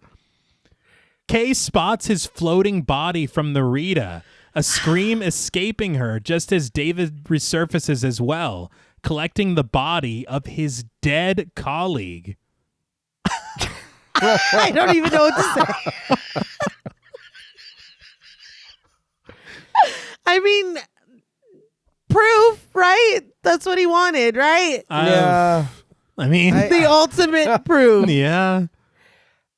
But sometime later, the surviving crew gathers on the deck together. Kay stands forlorn with Maya, but David remains resolute that they've got to clear this inlet. It's the only way. Captain Lucas expresses his doubts, wondering if David thinks that the creature is just a mosquito that he can bat away. But David is determined, unwavering in his certainty that they have to take their chances. Kay fires back. Oh, sure. What's an expedition without 2 martyrs at least? 5 people are dead. Yeah, literally. I know. But David crosses over to his girlfriend, lamenting that this is the only thing they can do, and if they don't, they'll end up just like Williams. Kay crumbles from this, and instead of comforting her or being a good boyfriend at all, David just seizes on something that Lucas just said. About the creature not being a mosquito. He supposes they might not have to fight him on his own terms after all, asking how much rotenone they have left to use on him. Are you fucking for real? Lucas informs David regretfully that they don't have enough, but David counters, not enough for this spray gun? And I didn't know they had spray gun. Like, we gotta wrap this up. Yeah. He just has it. But Lucas understands. To kill him like a mosquito. David reminds him that it worked for them before, but Maya recalls the time that it took for them to do it. David is sure that they'll just need to stun him to keep him away long enough to get the cable around the branches. He's certain that with the use of one of their air bottles, a solution of rotenone released under pressure would do the trick. He snaps to it, Maya and Kay joining him in the cabin as the captain keeps watch for the creature on the deck. Down below, Maya mixes the rotenone solution with David and Kay, while the bandaged Thompson watches from his bed behind them. But his eyes are then drawn to the porthole. They widen with terror when the sharp, webbed fingers of the gill man suddenly stretch their way into the cabin. What are you doing right now? I know. What is this? Well, They're like, we haven't seen the creature in a while? Yeah! Thompson's muffled cries catch the attention of Kay, who turns to face him, shrieking at the sight of the encroaching creature. But David snaps into action, snagging a plank of wood and beating the gill man back, closing the porthole the moment he retreats. He returns to Maya, ordering, "Can you hurry up?" Maya moves quicker with the mixing, but the captain dips down below deck, sheepish to have missed his shot at the creature. David assures him and everyone that the gill man will be back, and he implores Maya to get a move on, the pair pouring the solution together into a funnel to fill the air tank. Ready for action, David descends the ladder once more into the lagoon, testing his spray gun, the solution bursting from its sharp point and occluding the water. He lowers his goggles, places his breathing apparatus into his mouth, and as Kay reaches a worried hand out to him, he sinks into the water. He swims right for the blocked inlet, reaching for the winch hook to wrap it around the barrage of branches. But just as soon as he does, the gill man makes his presence known, creeping ever closer for David through the plant life at the bottom of the lagoon. But as he rises, rushing for the doctor, David turns to face him, readying the spray gun. And as soon as the creature reaches him, David lets loose with the rotenone solution, its white cloud surrounding the gill man and overtaking them both, the sight from above inspiring distress from the crew on the deck, Kay clutching the captain's arm fearfully. But down below, David is relentless, keeping the creature at bay with the rotenone, and eventually sending him fleeing just long enough to attach the hook around the debris, resurfacing to safety and to the delight of the crew on deck. Admittedly, I'm tired of the rotenone, but I do want to say... You mean you didn't want it for a third time? No, I'm good. The third time is the charm. yes. Clearly, yes. I will say, but you just have to commend the stunt work Yeah. that they're doing here, because this only adds another difficult element to everything they're doing. Absolutely. Because this is cool, him getting away from the gill man and kind of spraying him with the thing. Then he goes back to put the chains on. Then he's got to do it again. And it's like, okay, cool. But yeah, well, I don't know if we need to introduce this again to try again with this. But David climbs the ladder, returning to the ship. Lucas wonders if David saw the gill man in the water. He's like, no, I was just wasting the rope. But David assures him that he's there. As they help him out of his gear, he reports that he was able to secure the cable around the log. And with that, the crew rushes for the bow to allow the captain to try the winch again. And with David's direction, the crew is finally able to dislodge the debris, the Rita sailing backward to pull it free from their path. But just as soon as they do, the gill man rises from the depths to reach upward for the stern of the ship, ripping through the roped railing to pull himself up and onto the deck. It's only made him stronger. With the men preoccupied by the task at hand, the creature creeps his way forward, sucking in deep breaths as he approaches the oblivious Kay. When she finally turns to discover him there, it's too late, and she can only scream as he swoops upon her, capturing her in his arms and pulling her overboard into the water. Mr. Steal Your Girl. Yeah.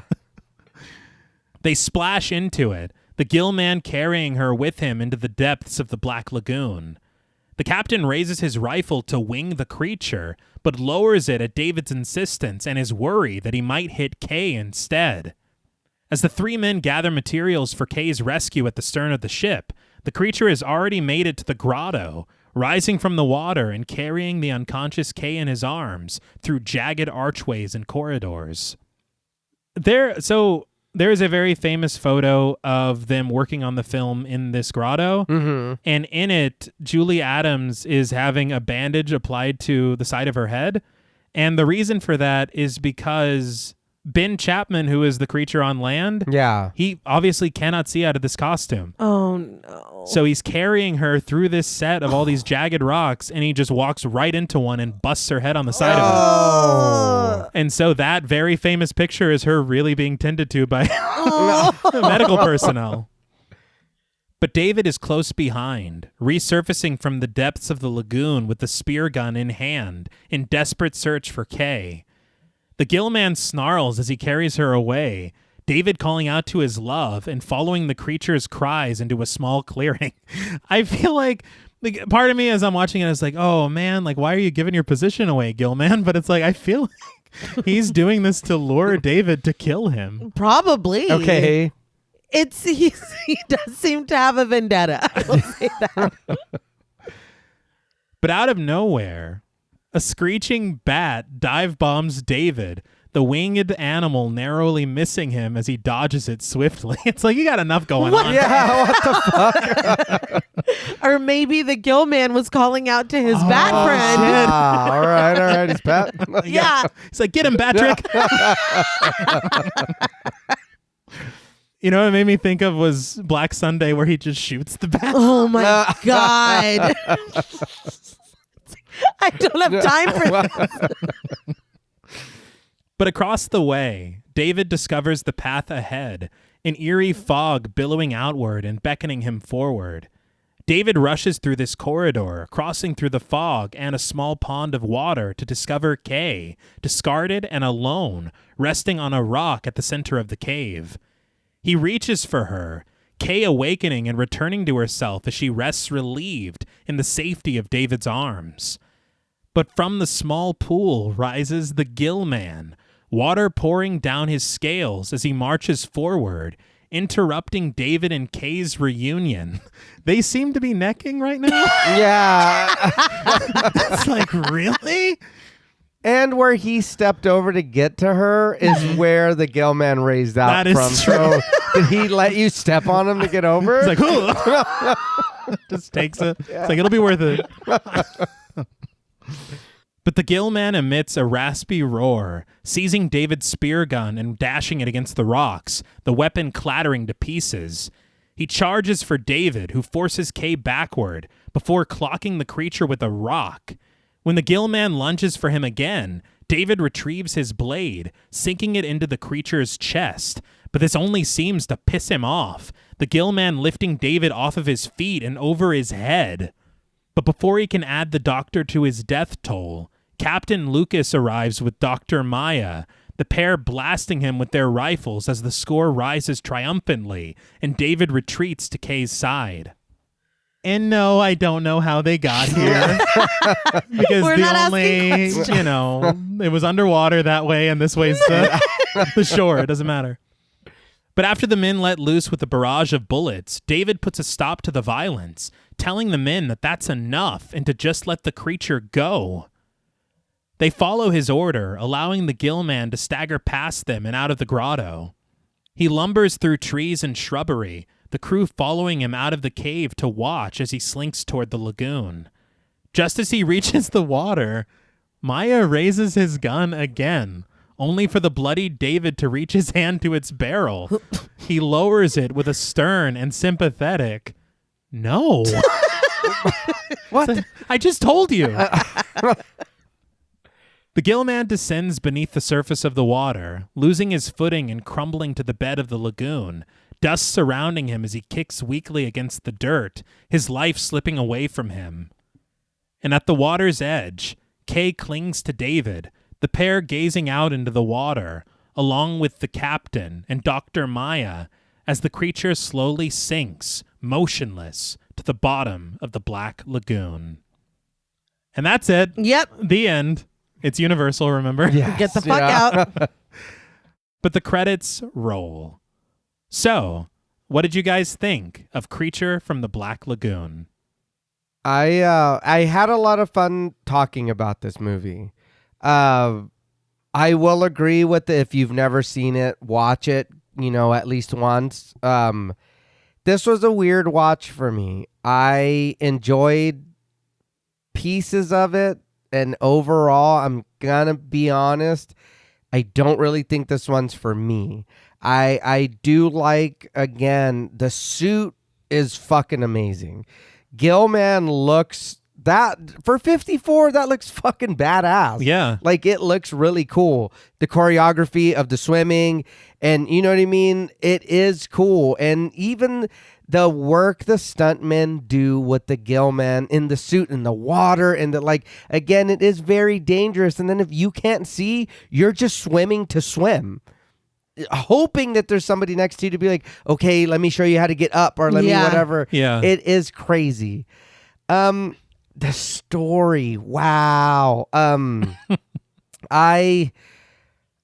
very confused with, again, a lot of how we get to where we're going, because a lot of it is just, no, we need to say this or do this so we can be here, and then we need to be over here, and then again, we do discount all the people that do lose their lives in this movie, and it's just like, oh, all right. Immediately. Yeah, right away. Nobody acts like we're seeing this 6'7" monster. Mm-hmm. Nobody is acting accordingly.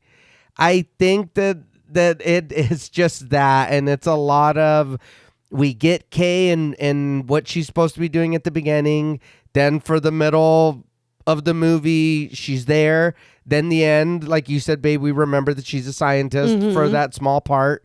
Mark and David are it was weird. I don't know. I enjoy talking about it. This was cool. There's a lot of cool things here, but I think it really overall is just kind of the plot for me. Some of the dialogue is cool, but I think some of it too is just kind of like, I don't understand what you're doing. I don't know what the motivations are here, because this is a creature, and again, he did kill 5 of our men. Why are you stopping me from killing it? What, at the end? Yeah. We already had it. Why are you stopping us from leaving and completing our mission? You don't need you don't need fossils if you have the live thing right here. Yeah. It's just there's some weird things that are decisions. Weird decisions that go on that's just kind of like, I get it's a movie, of course, you know what I mean? Gilman's not real, whatever. It's just it is like, we could have got here a different way. You know what I mean? There was a different route to get here. Mm-hmm. And I think the word, babe, that you've used before is we're sprinting with these movies sometimes, and we have to get to the ending, and I do feel that. And it is just like, damn, I want more of this creature or these characters or something to latch on to somebody, and I don't really feel like I get any of that. I think all of that is super fair and true. You saying Mark and David, though, I'm like, oh, obviously Roseanne was also influenced by this. Really? I'm just kidding. But yeah, I a lot of the motivations of the characters, I think, really get lost. Mm-hmm. The waters do get a little muddied. Yes. I think Kay as a character is kind of completely dismissed, besides her being the bathing beauty. Yeah.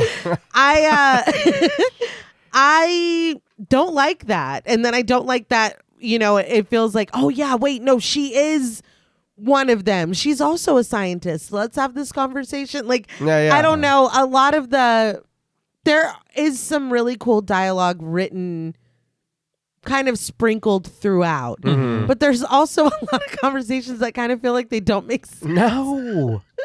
Yeah. And characters seemingly changing their goals and motivations from scene to scene.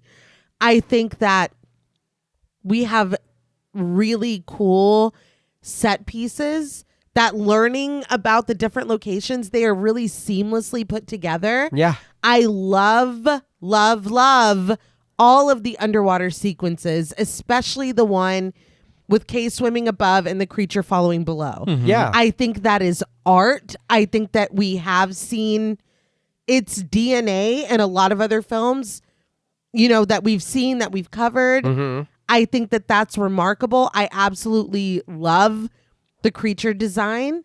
I love the execution of these costumes. I think that both of the men that portray the creature do a really excellent job, especially like John Paul was saying, when you take into account limited visibility, if any visibility. I mean, Rico Browning not having any assistance underneath that mask, swimming and flipping around and doing like that. Unbelievable. Unbelievable, truly. I think that there are so many fucking cool aspects to this movie that make it stand the test of time.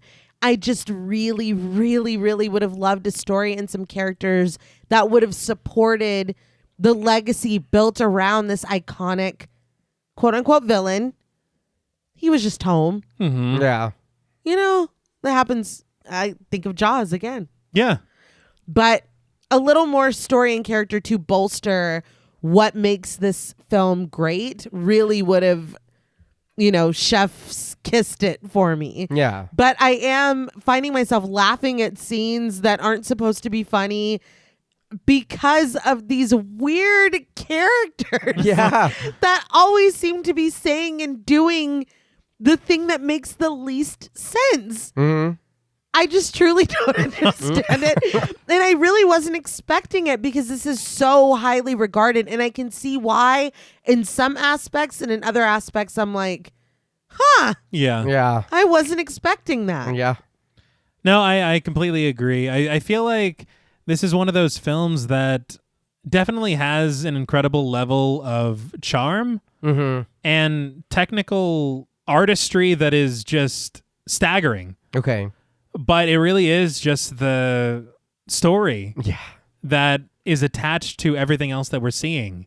I think that what gets me is that it seems so obvious that they are setting up things that will become a big deal later. Yeah. That don't turn into anything at all. Yes. Yeah. Why do we talk about readjusting to the pressure 3 times when it doesn't mean anything? Yes. Why do we have this very clear love triangle situation going on when there's really no blow off? None. Yeah.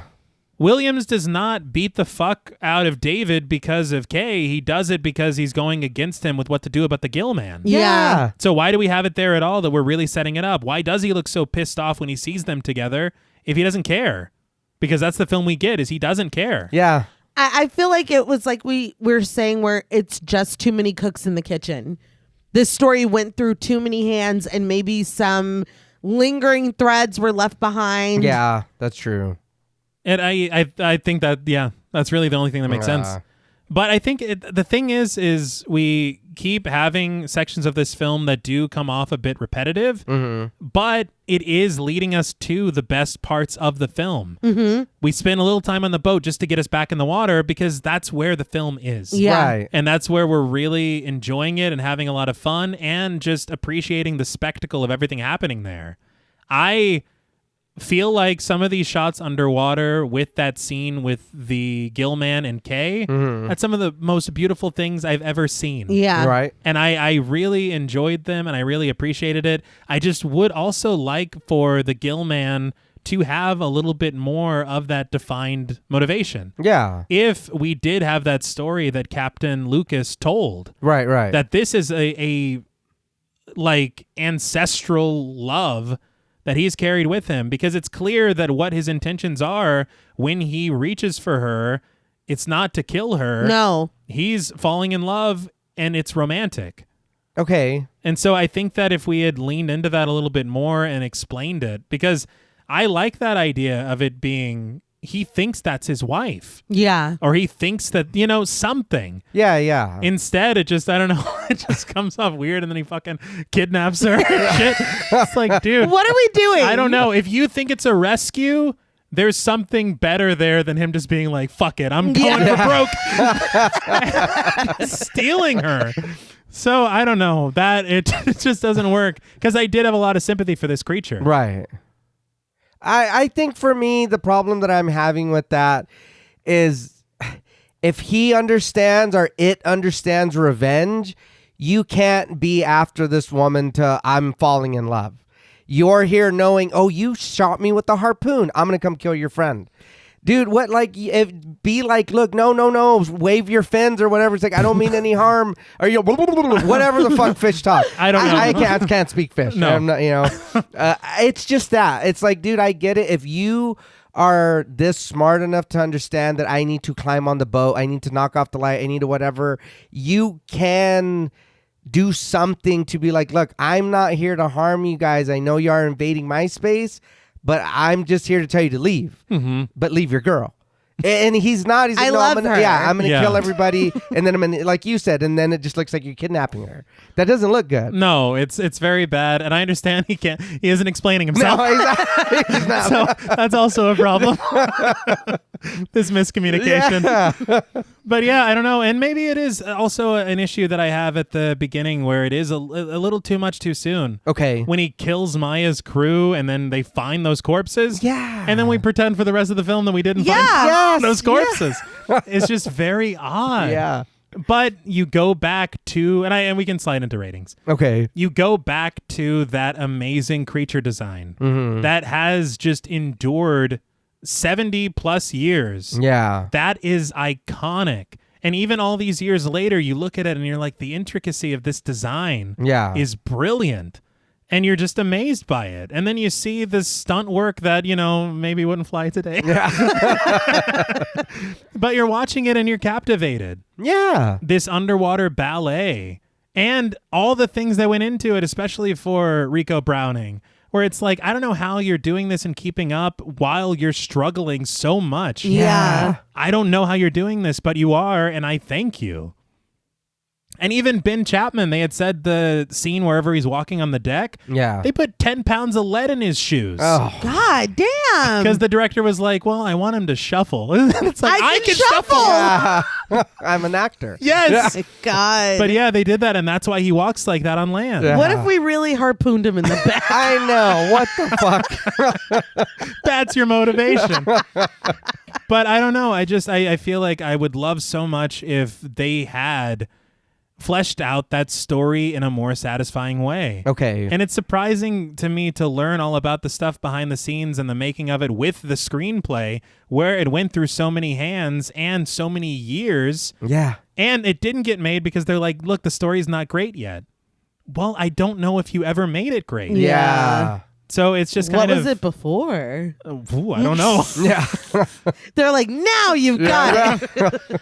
But yeah, I think that's... And Kay as a character, I want more from her. Yeah. I understand it's 1954, but still, at the same time, with all that we're setting up for her, it seems like she is going to be more of a crucial character to what happens in this film. Yeah. And all she really is, unfortunately, is kind of eye candy for the creature. Yeah. And this woman to fight over, kind of, but not really. Yeah. So it's like, come on, man.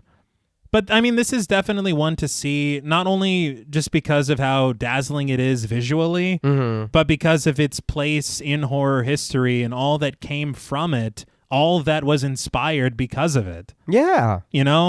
I think that it is remarkable in that way. And I can't even imagine the 1950s seeing this film in 3D. Oh, yeah. Yeah. They had talked about it appearing as though the Gill Man was swimming through the cinema.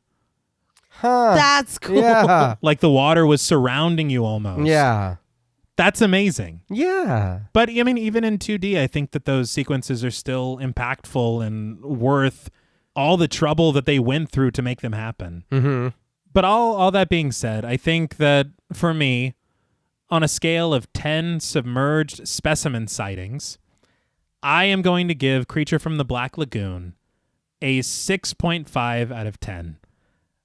I think that even with the story being so unsatisfying to me, there is still a lot here that is worth watching and even worth returning to. A lot of really, really cool visuals that I think will stay with you. And a lot of great work that had to go into it to make it even possible. Yeah. So I think I feel okay with that, and I will now open the floor to you. I won't re-go over everything that I already kind of said. I think since we are into the ratings, I will be honest.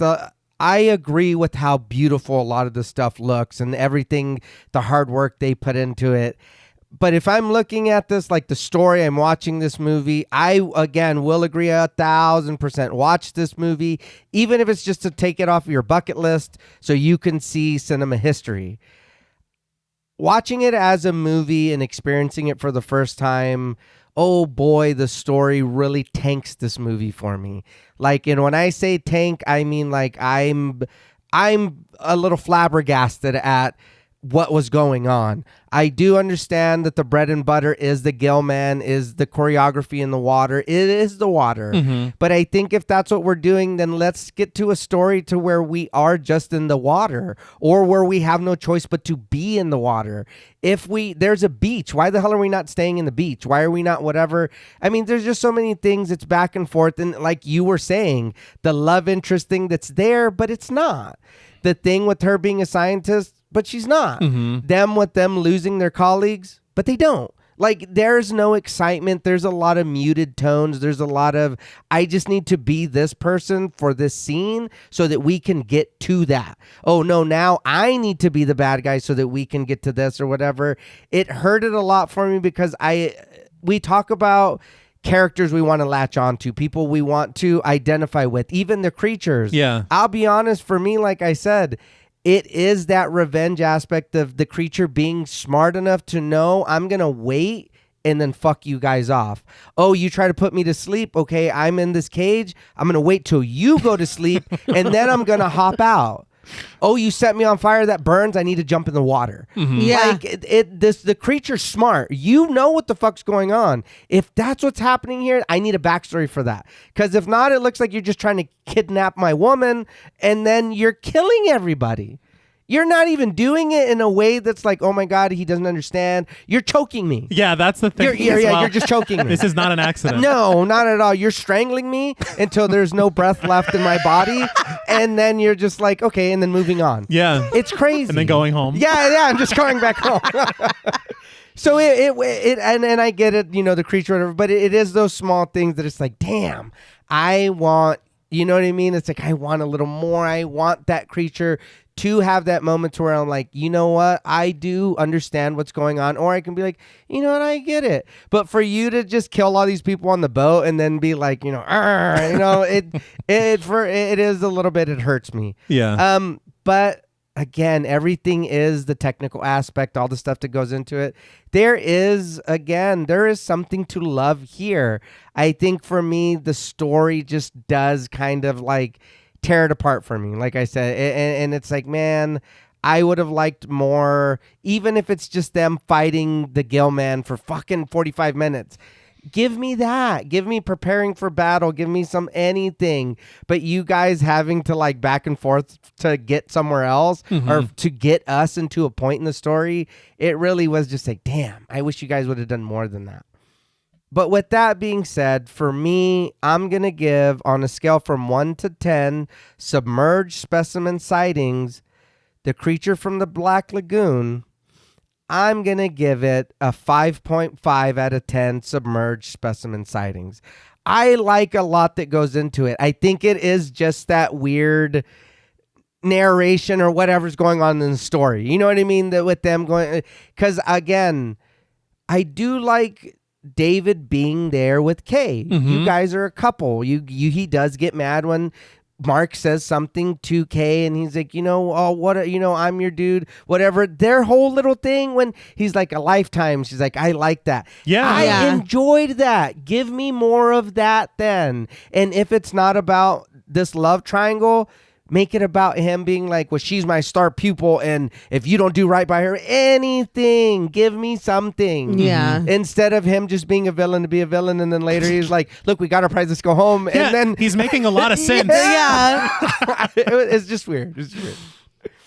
Yeah, I don't think that I really have too much to add. I think that we've kind of already gone over what worked and what didn't work. And I think that it is just partly the shock of how much I did not care for the story. Yeah. Or how like conflicting it is at times. I don't know. I think maybe my expectations were too high. I think that even as high as my expectations were, the creature itself surpassed them. I think that the work done there on all fronts, from Millicent Patrick all the way down, is incredible. Yeah. It's just it's just everything around it. I don't know. You know, like when you get a jelly-filled donut and there's just like a little bitty glob in the very middle, and you're like, now I got to eat all this fucking sweet dough Yeah. when I wanted the jelly. That's kind of what it feels like. The creature's And the jelly. The creature's the jelly, and the jelly's delicious. I just wanted more. That's not why I ordered this donut. Yeah. You know what I mean? I do. Okay. They keep talking about food, dude. I'm hungry. I know. So I'm going to wrap it up. All right. All the things that I said are still true. And on a scale from 1 to 10, submerged specimen sightings, You got it.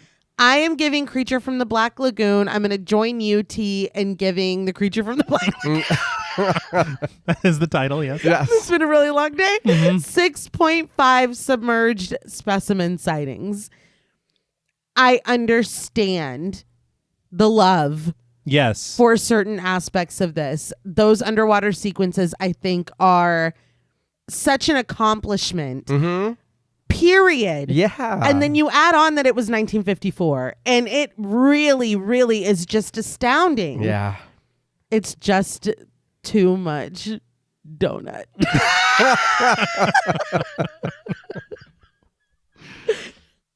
Well, that's all from us at Pod Mortem. What would you rate Creature from the Black Lagoon, and what should we watch next? Let us know on Instagram at the Pod Mortem. Don't forget to follow us on Twitter and like our Stairhole Productions page on Facebook. Be sure to follow each of us on Instagram and Blue Sky at TravisMWH, at Blood and Smoke, and at Juggalo Daddy 84. Thanks again to Original Cinematic for sponsoring this week's episode. Please consider pledging to our Patreon, where you'll gain access to over 250 hours of bonus content, our monthly schedule, our Discord server, and the opportunity to help us decide which films to cover. And if you're looking for Pod Mortem or Stairhole Productions merch, follow the link in our episode notes. Stay tuned until after the music for a special thank you to our Wendigo Getter patrons.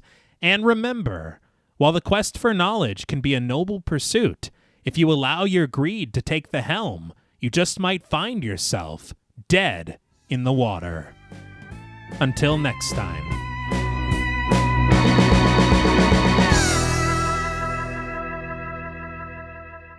Thank you for staying tuned. We want to give a very special thank you to all of our Wendigo Getter patrons. Woo!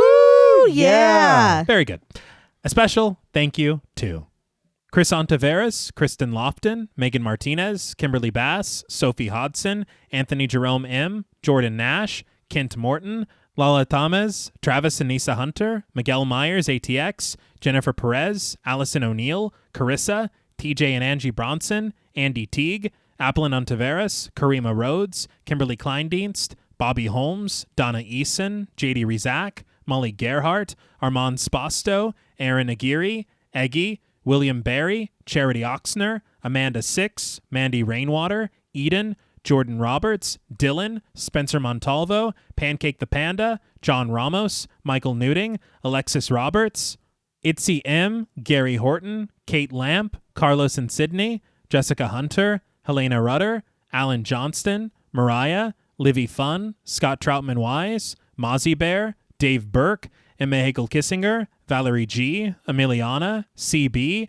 Taylor Santana, Will Lewison, Angelique, Smelly Poo Poo Head, Beth Bauer, Cookie, Esperanza J, Jason Kyle, OKC, Joshua Rumley, Danielle Peralta, Sawyer Reese Farr, Sahara, Girl That's Scary, Cassandra, Andrea Simmons, Ashley Higuera, William and Xxena Rush, Ryan Braum, Megan Ochoa, Laura Lassiter, Eileen O, Marissa E, Henry F, Megan M, Strangely Sarah, Christy Beck, Nancy and Andy, Amanda Lopez, Andy Terrell, Erica Morin, Tris Wynn, K.87, Mariah Jensen, Carrie A, Lonnie Lono, Powell, Kayla E, Maggie H, Murder Stina, Kristen Marcy, Ori81 Boricua, Look Like That One Girl, Bog Boy, Felnez63, Alita Pui, Probably My Jugs, Kate Thackeray, Wade Pack, A Lizard, Bay J, Jay Rich, Topher Williams, Elena Metler, Valerie K,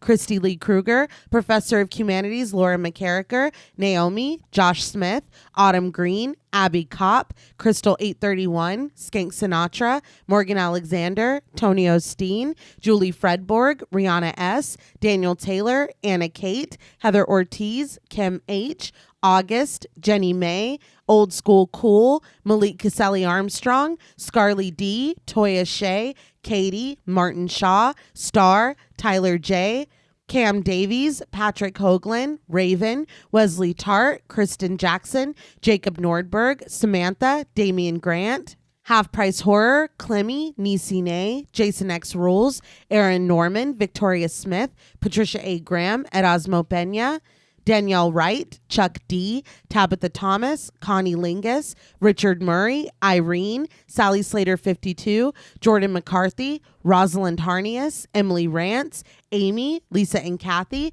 Mike H, Christian Sadler, Hannah, Sarah Jack, Casey L, Evelyn Knight, Paula Garcia, Nikki M, Ghastly Grandad, Megan and Alexandra Saldivar, Lisa Sykes, Kelsey Niemeyer Cook, Martina LaForce, JG, Morgan Novello, Ashley, Alex M, Brandon C, Gordon Sutherland, Georgia Renlin, Ashley Poe, Diana Joe, Connor Gormley, Carrie Parker, Katie Face, Jane Pillsbury, Caitlin Asher, Mia Franz, Pooh Bear, Spicy Caldera, This is the Zodiac Speaking, Jason the Ghost, Moldy Tic Tac, Brian Ward, Tanner Rutgers, Gremlin Keeper 22, Sam Spade 666, Veronica, Kristen Rhodes, Daniel Laurent, Carmito, TVR, A Very Sweepy Baby, Nicholas Rage, A Lazy Boy, Nicola Williams, Sadison Miles, Stu Corbett, Brick O, Jaden Nicole, Lost Fan 08,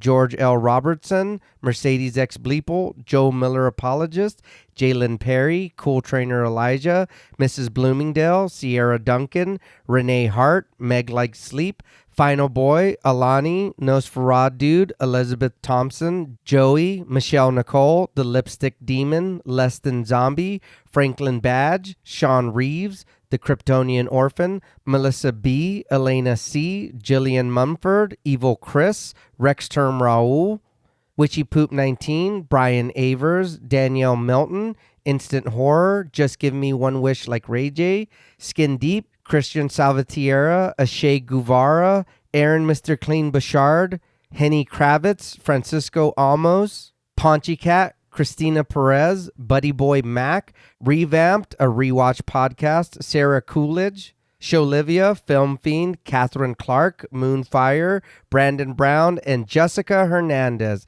Thank you so much. Yes, thank you. Thank each and every one of you. We appreciate you all, and we hope that you know you are just fantastic. All right.